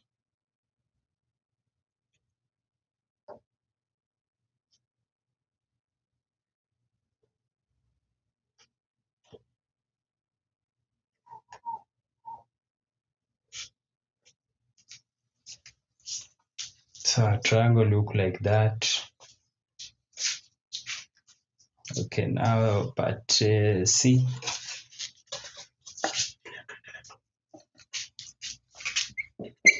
So let us go to part C.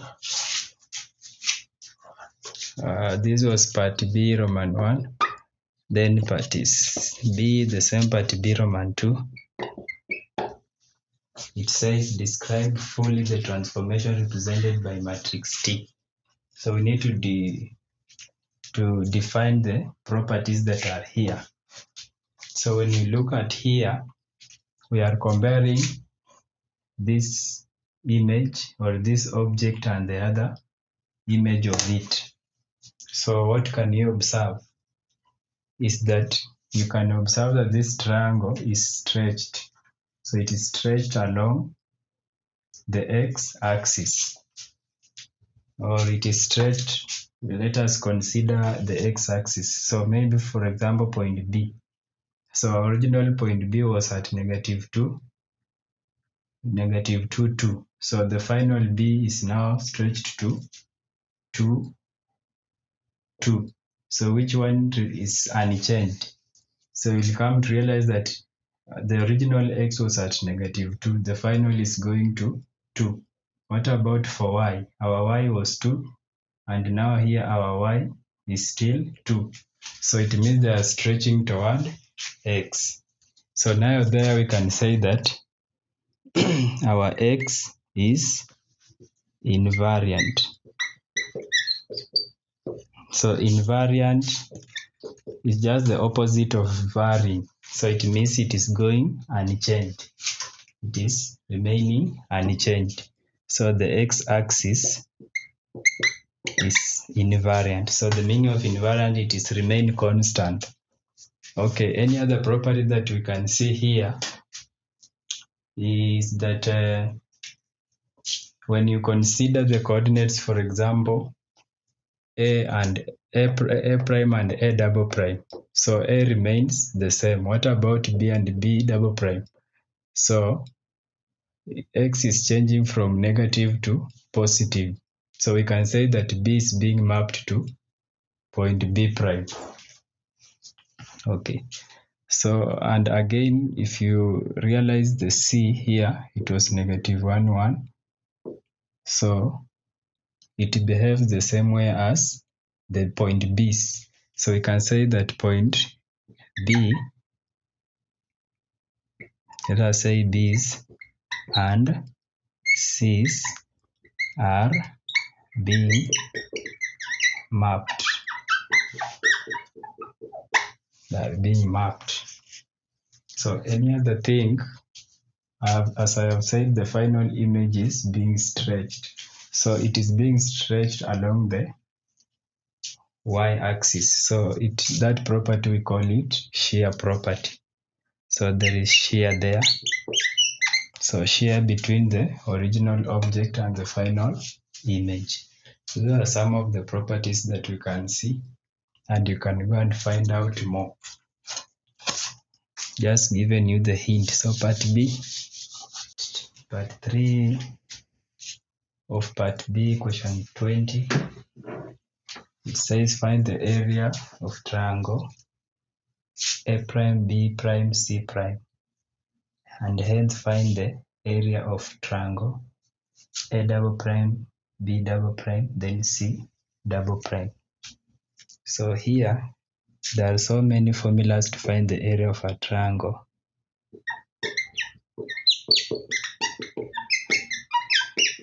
That you have ever learned. So the first one, you can use a half base times height. This one you encountered even from primary level. Then you are also introduced to Hero's formula, where it says that S into the square root of S into A minus B, then it is minus S, then B minus S, then C minus S, where S is equals to a half the perimeter of the rectangle, the triangle. Then there is another formula that you are introduced that say that area is equals to a half AB sine theta. So when given the theta with its sides, so you can use this formula. Now, because here our graph, it is not drawn to scale, they are real images and objects, we can use our ruler. So you can take your ruler and use the question paper, because it is using the exact scale, to consider this triangle A prime, B prime, C prime. So because mine is on the board, the scale is not the same. I had already measured from the question paper, so you will also use your ruler to measure the sides and the angle. So I came to realize that that triangle, if I may sketch here, A prime, B prime, C prime, when you measure your protractor, you will realize that here it was 90 degrees, the others were 45. Then the length AB was 2.8 and BC. Confirm that we are together. You can also measure on your question paper. So if it is a right angle triangle, then it means that the simplest formula here is a half base times height. But if you confirm your triangle not to be right angle triangle, you can still continue to measure all the sides. Then you use the hero's formula, or because you can get the angles, you can use the AB sine theta times a half formula. So because mine is giving me a right angle triangle, which I believe yours also must give you a right angle triangle, we are going to use a half base times height. So the area of that triangle, A prime, B prime, C prime, will be a half times, now the base become 1.4 times our height is 2.8. So it is giving us 1.96. So because our ruler measures to 2 decimal places, we round off this number to 2 decimal places, which is 2.0 square units. So the question is saying, hence evaluate or find the area of triangle A prime, B prime, the double primes, the image of this triangle now. So as I told you earlier, when dealing with reflection, regardless of any transformation that was made, the size of object and image is, let me say, invariant. So it means it remains unaltered, or the size remains the same. So here it means that the area of triangle A prime, B prime, C prime is the same as the area of triangle A double prime, B double prime, then C double prime. So hence the area still remain 2.0 square units. Even the original object will still have the area 2 square units. So that was the trick behind that question. Question 21. So the figure below shows two triangles, ABC and BCD, with a common base BC, which is 3.4 centimeter, AC 7.2, and DC or CD 7.5 centimeter. Then angle ABC is 90, and the area of triangle ABC is the same as the area of triangle BDC. Okay, part A, calculate correct 1 decimal place the area of triangle ABC. So the area of triangle ABC. So this is the right angle triangle here. So it is here, if I may sketch for you. It is ABC. So the hypotenuse side is 7 centimeters, 7.2, 3.4. So we only need height. So first of all, the area of a right angle triangle is given by a half base height. Now, how can we get height from Pythagoras theorem? So you know that it is 7.2 squared plus 3.4 squared, then square root. So that's how we can find the height. It is minus, so you can use your calculator to verify that our height. So we can just leave the way it was, so that we substitute in our formula. It is a half times the base, which is 3.4, multiplied by our height. So it is the square root of that, 7.2 squared minus 3.4 squared. So if you use your calculator well, ensure that you get 7.7 when it's already rounded to 1 decimal places. And always remember to insert the units for area. So what about part B? It says the size of angle BCD. The size of angle BCD. So here you can interpret in two ways. Angle BCD is this interior angle and the obtuse angle. So for you to be on the safer side, we shall give all of them. But let us start with the one that is in the interior so that we see what will happen. So we shall consider our triangle BDC. So our triangle BDC is here. BDC. So there is angle theta. There is side given as 3.4 centimeter and another side 7.5 centimeter. But we have also the area as 10.7 because they have said the area of triangle ABC is the same as the area of this triangle that we are dealing with. Now here from the area of our triangles, there is another formula that says that a half AB sine theta is also the area of our triangle. So this will be our A and this will be our B, and the theta is the one that we are finding the size of angle BCD, then the area is already given. So we can use this formula to complete everything. So where there is area, we substitute with 10.7. So it will be a half times 3.4 times 7.5 sine theta.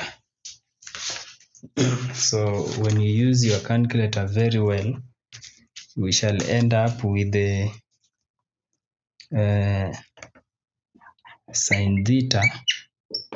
It was the same as, so we can even use our calculators to complete. Okay, so let us go systematically so that you see how we are going to arrive to the answer. So it will be 10.7 is equals to a half multiplied by 3.4 multiplied by 7.5. It is a half multiplied by 3.4 multiplied by 7.5. So it is 12.75 sine theta. So our sine theta is going to be 10.7 divided by 12.7. So it is 10.7 divided by that one. So it is 0.8391 as you continue. So for you to find theta, we are going to find the sine inverse on both sides. So our theta is equal to the sine inverse of 0.8391. So from your calculator, you can just shift sine, answer, then you see it is 57.1 degrees. So also you can find the obtuse part of it by saying it is 180 minus 57.1 for you to be safer, because it is also the part of triangle BCD.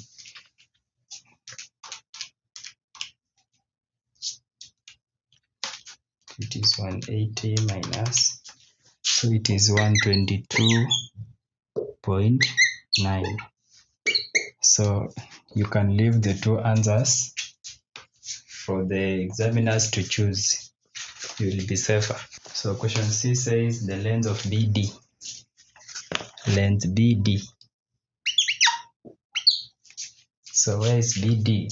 This triangle that we have been dealing with. So already we have the angle here as 57 point. It was 0.1 degrees, and the outer side was 122.9 degrees. So here we can use cosine rule. If you remember the cosine rule, if I may demonstrate for you, if this is a triangle ABC, this is A, B, C, and maybe given theta. So for example, if you want to find a squared this side, you can take b squared, the length b squared plus c squared minus 2bc cos theta. So you can play around with these letters. So let us consider our triangle now. So we have been given length BC, CD, and the angle. So we need to find BD. So it means our BD squared will be 3.4 squared plus 7.5 squared minus 2 times 3.4 times 7.5 cos. So you can use either obtuse or the reflex side. It will still give you the same answer. So let us use 57.1, or you can use also 122.9. It will arrive at the same answer. So everything that you get, you are going to square root because it is a square side. So if you use our protractors, our calculators, we are going to obtain that is the square root of 95.51.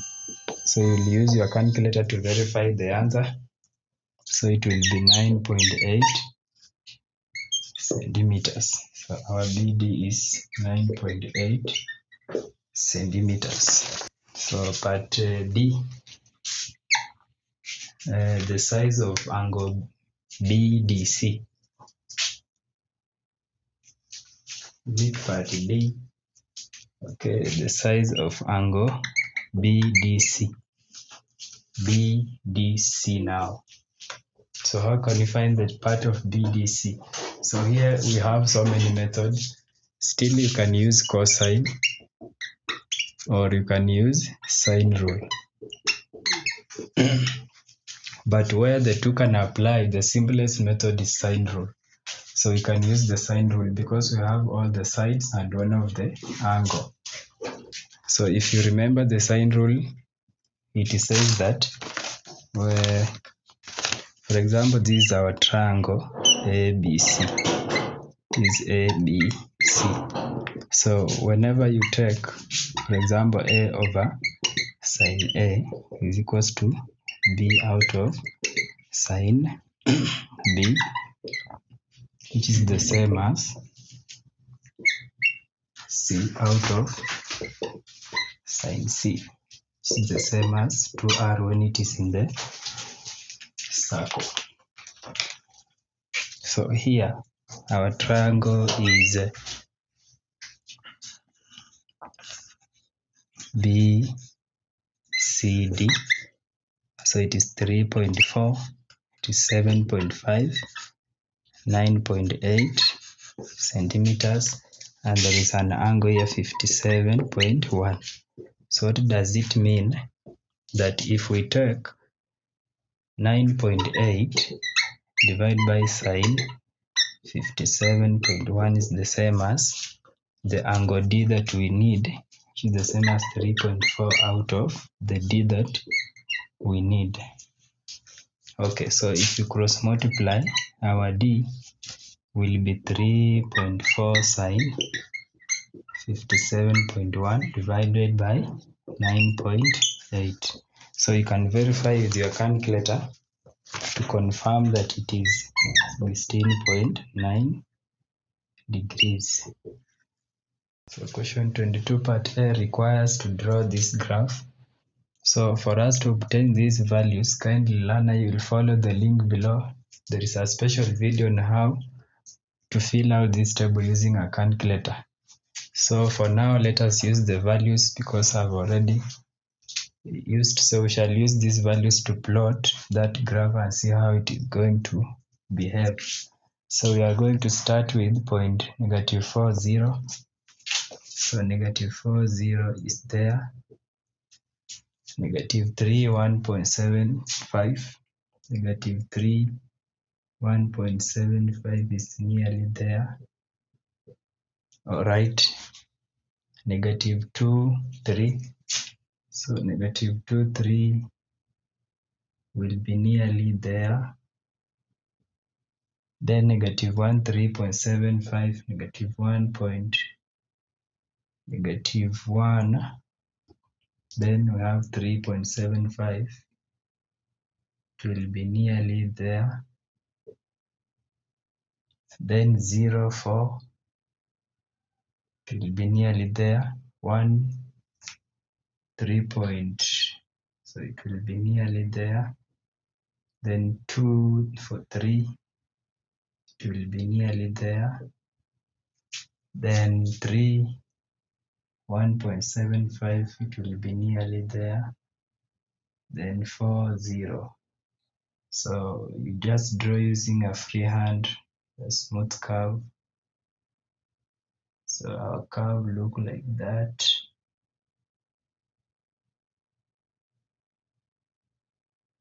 All right. So that is our curve.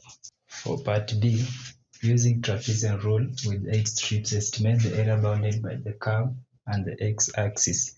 So trapezium rule, you need to know that to find the area using trapezium rule, you take a third into bracket y0 plus 2 into y1 plus y2 plus all the way to yn minus 1, then plus yn.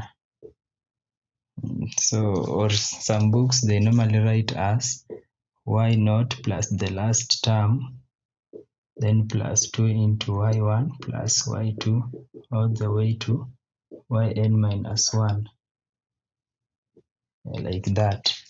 So because I've said we use 8 strips and our data is already on 8 strips, 1 2 3 4 5 6 7 8, so we shall use the table directly, so that here it will be y0 y1 y2 all the way to yn minus 1, then this is y8 and this is our y7.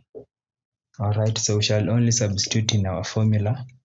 So it will be a third into y0 0 plus the last, which is also 0, plus 2 into 1.75 plus 3 plus 3.75 plus 4 plus 3.75 plus 3 plus 1.75. So you can insert in your calculator so that the answer become 21 square units. So part C, estimate the area by integration. So we integrate our equation 4 minus quarter x squared on the intervals 4 to 4. So now here, if we differentiate, it will be 4x minus 1 over 12 x cube.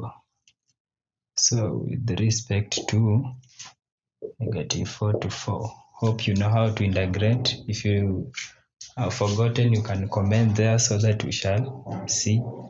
So now when you plug in for the upper limit, so it will be 4 into 4 minus 1 over 12 4 cube. So we are minusing with the lower limit, 4 into -4 minus 1 over 12 into -4 cube. So this one gives us, if you use your calculator, it will be 10 2 over 3 minus 10 2 over 3. So it is giving us 21 and a third square units. So part D requires to find the percentage error. So how can we find the percentage error? So we shall compare the values for integration, the exact value which was 21 and a third. Then we find the difference for that trapezoid, it was 21. over the exact area, which is 21 and a third, of which you are going to multiply by 100%. So using your calculator, we find 1.625%. So it is here it is 1.5625%. Question 23, part A. 3 business partners are Bila, Bwire, and Chirchir. Don't mind with the names. Contributed 120,000, 180,000, and 240,000 shillings respectively to boost a certain business. They agreed to put 20% of the profit back in the business. So put into business, it was 20% of the profit. Then there is another section of 35% of the profit for official operations. Official operation is 35% of the same profit. Then there is another part, the remainder was to be shared among the business partners in the ratio of their contribution. So the remainder was to be shared proportional according to contribution. So part A Roman 1, calculate the amount put back into the business. So we have been given the profit already as 225,000. So that was the profit.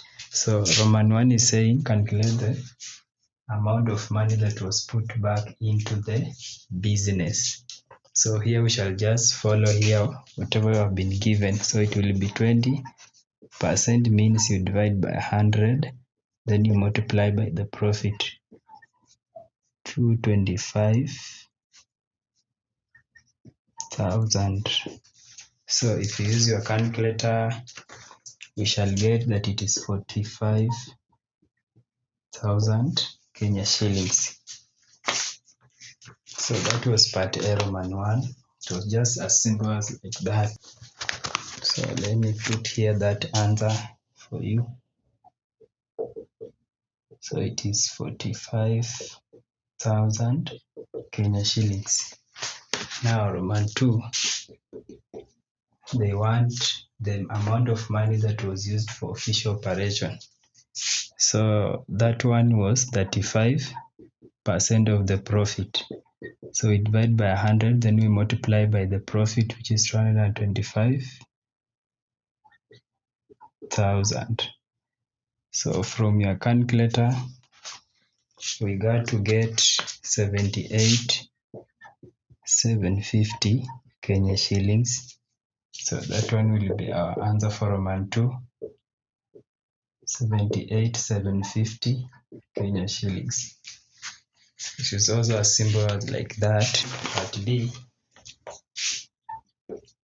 they are saying calculate the amount of profit each partner got. So here now we are going to calculate the ratio, or to simplify this contribution in simplest form. So if you simplify, it will remain as 12 ratio, because the zeros goes 18:24. So there is still a common factor here like 6, or if we start with 2, but I think 6 can be the best. 6 goes there too. Ratio 3, ratio 4. So this is the ratio among which Abila, Bwire, and Chirchir shared. So they have said that they shared according to the ratio. So it means our total ratio, it will be 2 plus 3 plus 4, which is 9. Now, if you want to calculate the amount of Abila that received, we shall take his ratio out of the total ratio, then we multiply by the profit. Because they were shared, they have said that the remainder was shared according to the contribution, according to the ratio of their contribution. So we shall multiply it by the profit that we have been given, which is 225,000.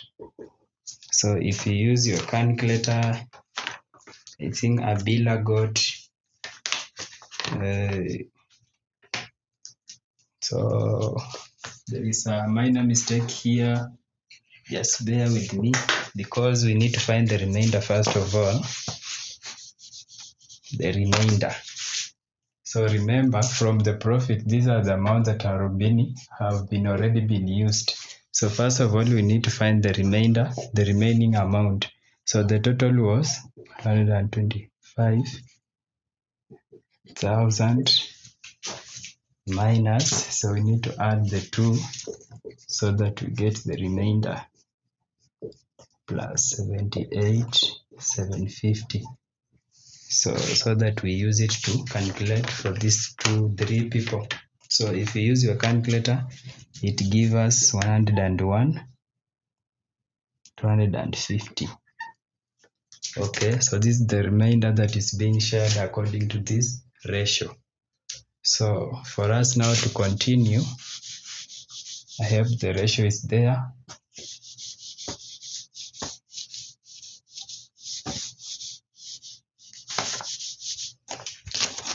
So the remainder here was 101,250 Kenya shillings. So for Abila now will be 2 out of 9 multiplied by 101,250. Then for Bwire, it will be now 3 out of 9 because his ratio was 3 multiplied by 101,250. Then for the remaining person with the funny name, it was 4 out of 9, 150. Okay, now the answer here for Abila from your calculator, hope you have already calculated, is 22,500. Here it is Bwire is 78,750, and for that remaining person is 45,000. But otherwise you could have add 22,500 plus 78,750, then you subtract from the remainder to get for this last person, but it's still the same. So that was part B. Now part C.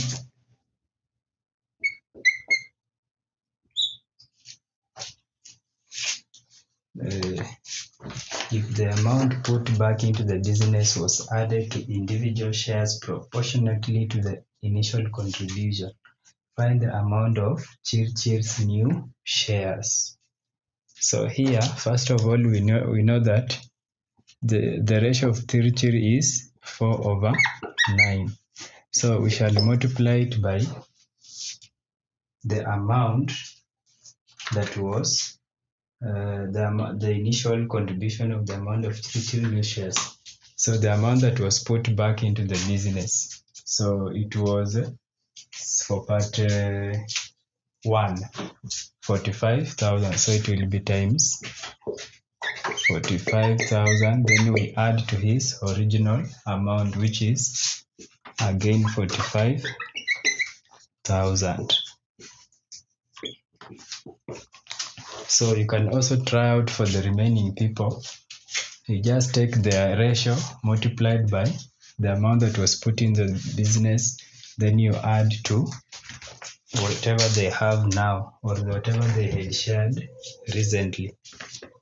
So if you use your calculator, it will give us 65. Thank you. 65,000. So it was just as simple like that. Then you score your 10 marks for free. The last question. The equation of a curve is given as determine the value of y when x is equals to 3. So there we only substitute x with 3 in that equation to find the value of y. As direct that, so it will be a third 3 cube minus 4 into cube plus 5. So you can use your calculator to verify the answer. So our answer is 2. Part B, the gradient of the curve. So a gradient is given by dy dx. So we have preserved the answer for A to be used. So at x is equals 3, first of all we find the gradient dy dx, the small change of y over the small change in x, dy dx. So we use the power rule as you were taught. For example, when given a general expression like nx power m, so the d, if you want to differentiate the expression, the dn dx is, so you multiply the power by the constant, then you raise the power by minus 1. So we use the same formula to continue with the differentiation. So a third x cube will be 3 times a third, which is 1, then x power 3 minus 1, which is 2. The same, so when there is x, it's like power 1. So 1 times 4 is 4. Then x power 0 is 1. So it remains a constant. So for 5, it was like x power 0. So a 0 multiplied by a constant, it dies out. So we remain with x minus 2. So we substitute for that expression where there is x, we include 3. So it will be 3 squared minus 4, which is 3. So which is 5. So we use a calculator, we get 5. So our dy dx at x equals 3 was 5. And that solution is okay for that. Part C, the turning point of the curve and their nature. So if you recall in your class that the turning point where the curve is making a point or a turning point, the dy dx is always equals to 0. So the gradient at that point where the curve is making a turn is always equals to 0. So for the first part of that question, we use that formula so that at that turning point, the gradient is always 0. Even if it is curving at the top or bottom, because we already have the equation for gradient, so we just equate to 0. And that one is a square, a complete square, so that when we square root both sides, we get a plus or a minus 2. So x takes the two values, positive 2 or negative 2. Okay, now the part 2 of that question, the nature. So we also need to find the points because they want the turning point. So we need to find the value of y so that we get the point. So we find the y when 2 is equal to positive 2. We substitute in the original equation. So you can use your calculator and you will realize that y was 10 and a third. So what about when x is equal to negative 2? So we also substitute in the original equation. So we substitute x, so it will be negative 4 into negative 2 plus 5. So when you use your calculator, you will get a negative a third. So now we can write the two turning points. So at x at positive 2, y was 10 and a third. And there is another point when x was at negative 2, y was negative a third. Okay, so those are the two turning points they are talking about.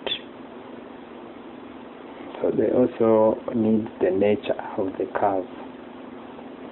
So the nature of the curve, we shall find the second derivative of the curve, so that when we get x as positive, then the nature of the point is minimum, and when x is negative, then that nature of the curve is at maximum. So it happens like opposite or the converse. So we can verify it by using the second derivative. Sorry, there the values of y were oppositely if you used your calculator very well. So you can interchange. So they were oppositely written. Sorry for that. So let us interchange the two so that we maintain our accuracy. Okay, so 10 and a third become negative a third. Alright, now we can proceed. As I was saying that if you want to find the nature of the curve, we find the second derivative. So that when we find x, or at that point we are finding a negative value, the point is maxima. And if we find at that point the value of x is positive, then the point is minima. So it takes opposite. So let us find the second derivative of x squared minus 4. So we differentiate x squared minus 4. So as I was saying that when we find a positive value, the point is minimum, and a negative value, the point is at maximum. Alright, so now we are good to go. So we can find the second derivative. So we are only differentiating dy dx, which is x squared minus 4. So it will be 2x. As I said, constant dies out. Now we use the two values that we got as x positive 2 and x negative 2 to substitute in that second derivative. So at x equals positive 2, the point takes a positive value 4. So it will be 0. Okay, so it will be 2 times 2 minus 4. So at that point we are getting negative 4. And it's positive 4 and negative a third. So the point will be minimum because the first 4 or x value is a positive. Then at x negative 2, we substitute in the value to x. So we realize that our d squared y dx squared is negative 4. So when x takes a negative value, the point is at maxima. So the nature of the turning point, it is minimum when x is equals to 2 at x 2 and maximum at x is equals to negative 2 as follows. So thank you for watching this video. See you in the next video. Soma, soma, soma.